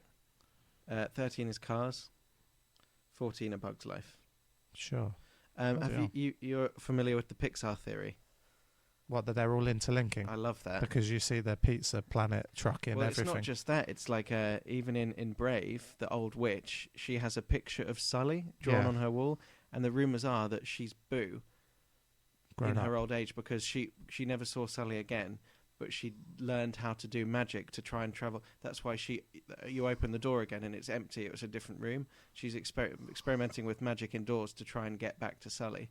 But actually, she's just ended up as old reclusive lady in bloody ancient times. So that's a good theory. And like, there's all sorts of different things. Like Monsters Inc. is in the distant future. Well, Bug's Life is in the distant future, and the tree in Bug's Life is the tree that they plant in WALL-E. Nice. I love it so much. And they've said, "Oh, that's not really true," but it just makes too much sense. That's what a fan theory is, though. Exactly. It's just, it doesn't need to be real, does it? True. But that was my Good one. Steve You as a stumped nerd. me this time. I mean, they were hard questions. I would have, if you'd asked me, I'd have only got 2 of them right. Shall we swap it round next week? You educate me, and I'll ask you some questions. Okay. I mean, to be honest, the questions is just education anyway. Because if I don't know the answer, you're just teaching me. I think it's boring if I just give you ones that you know all the answers to. I don't. I like being right now. Yeah, we can call it Steve is a fucking nerd, the Alex edition. Or just Alex is a fucking nerd and that's educating Steve. Well, that was the joke I was trying to make. It wasn't a good one. Yes, it was. Have a think about what you've done. It could be educating Steve, the Alex edition. Do you want some education? Squirt some education up into me. Mad Max. I've never heard of Mad Max. It's all right. It's relevant, I guess. I'll just do them in order. I've written them down here. You can learn these things off of the internet. What I looked at. Shot in sequence. Oh, cool. Okay. We've already done this, but 80% of the effects are 80% effects. Go on. Just go back to the first one. Any reason for it being shot in sequence? No, they haven't given a reason. I guess maybe because of the way that the chase is filmed, it just had to. I would imagine they maybe filmed the bits at the start together, the beginning and end, but then the chase is all in sequence. Yeah, but I guess if you're starting off with cars and then you're blowing them up as the film goes on, it makes sense to do that. That's true, yeah. 80% of the effects are real and practical effects, makeup or stunts. Wicked. The storyboard was made before the screenplay because Miller envisioned the movie as one continuous chase. Wow. It was collaborated on by 5 artists and had around 3,500 panels. Wow. What before? So they put the storyboard together and then were like, "This is what we want." And then write it. Screenplayed around. That's amazing. Yeah. It's. I mean, the screenplay can't have been that hard. There's not a lot of. It's not dialogue heavy. Yeah. True. The jacket that he wears in it is exactly the same as Mel Gibson's from the original, just muddied up more, like dirty up and stuff. So can I just ask? It's meant to be. It's not a reboot, is it? It's set in the future. So It's originally it was meant to be set between the first and second one. It's like it is a reboot, but it's also a sequel. It's a soft reboot, so it doesn't hold your hand in saying that Max has already lost his family and that's what's driven him mad. Is that what happened in one of the other ones? Yeah, he loses his family and he was a road warrior that had a family and he lost them and it drove him mad. So in this one, it's almost like they're not holding your hand. They're taking it for granted that you know that. And they're just starting the movie. So it's like a soft reboot. So what came before isn't disregarded, but it's not... Doesn't need to be watched. Doesn't need to be seen. Okay. They actually had a writer and feminist, Eva Ensler, was consulted about Furiosa and the women in the film to make them stronger. So it wasn't just written by a man.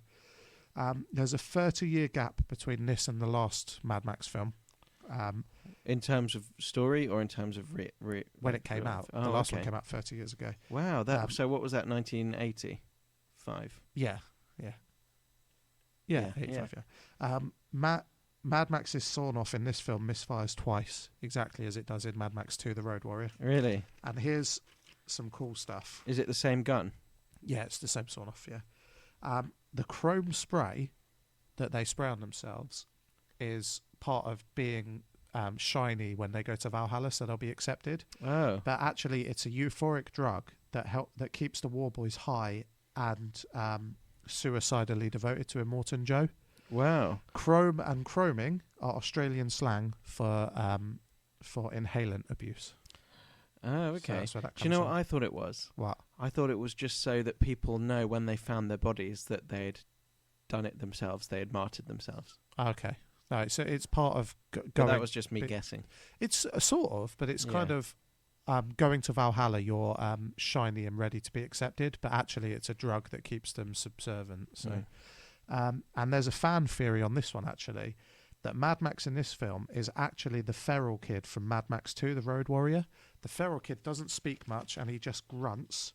And he has a music box, which is what Max gives... they have that in the thing. They're playing with the music box. So there's a theory that he isn't actually Mad Max. He's the feral kid because he just grunts a lot and he's got the music box. But why is he having flashbacks of Max's memories?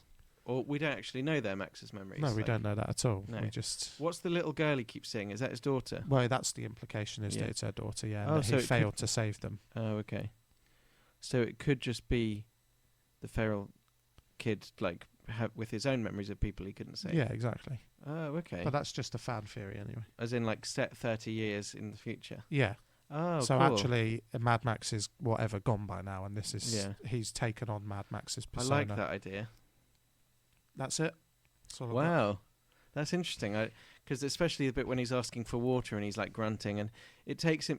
You feel like throughout the film he grows into adolescence and then adulthood, doesn't he? Like from primal instinct, such as obviously survive, which is what he says he first knew, to learning how to speak and learning how to interact, and eventually learning how to sacrifice his own welfare for the well-being of others. So really strong Bildungsromantic story. And Tom Hardy does a great job, considering he's got about 10 lines of dialogue. Yeah. Do you know, I said before, I'll defend to the death anything Tom Hardy's in, and this is just added to that. Like, I think he's really good at acting with his eyes. Yeah, he is. Like Bane as well. Like when he was Bane, he had a mask on, so a lot of it was his eyes and his expressions, and he's very good at that. And my friend Baron, I've talked about before, his probably all-time favourite movie is Drive. Yeah. And it's similar with Gosling, that so much quietness and reflective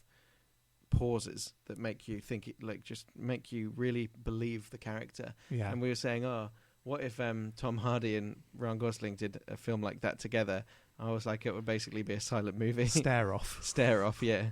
Eye acting. Like, although it would be cool. It would be cool to see like a Mad Max crossover with Max and like the driver. I love Drive. That's a great movie. It is good. Wow. Well, thanks. That was educational, to say the very least. Yeah. Thank you for listening. We should probably. It's nearly probably 2 hours. Yeah. That's a nice long episode. Yeah. To sum up, thank you for your emails. Yeah. Send us more. Thank you to the people who have supported us, who we've shouted out. Yeah. I hope you enjoyed the reviews. I hope you enjoyed us talking about magic. Yep. I hope you enjoyed Pixar talk and questions, and I hope you enjoyed Mad Max. What we want you to do is to enjoy our podcast, obviously. Email us with questions you might have, beardwags@gmail.com. Yeah. What else can we do? You can subscribe to us on iTunes. Yeah, leave us a review and subscribe to us. Yeah. Just search BeardWags. We're the first result. We've said to people, leave us funny reviews, but everyone's just left us nice reviews, which is really cool, actually. Thank you very much. We like to read them, and the same goes for the emails. I like the random questions that ask us what we'd do, like if one of us was, Yeah. one of us got our balls bitten off Would by you an angry fuck gorilla. your dad to save your mum? Oh my God, no! I'd fuck your dad, but not to save anyone, just because I could. Just because, yeah. No, yeah. Send us emails. Get some magic emails in, I guess, because if we're going to do a magic episode, we'll need content. And yeah, we that's it. We need specialized questions if you have anything like that, and we can actually dedicate episodes to them. Yeah. Because we can do whatever we want. You just have to believe in yourself. Yeah, thanks for listening. Twitter us at BeardWags. Email us, beardwags@gmail.com. iTunes, BeardWags. SoundCloud, not Cloud Sound. I thought you were going to say Cloud City. SoundCloud is BeardWags as well. Get us on any YouTube, BeardWags. There's so many things to catch us on, but you just have to search BeardWags in Google, really. Yeah. Thanks for listening. Yeah, look forward to your emails. Take it easy. All right.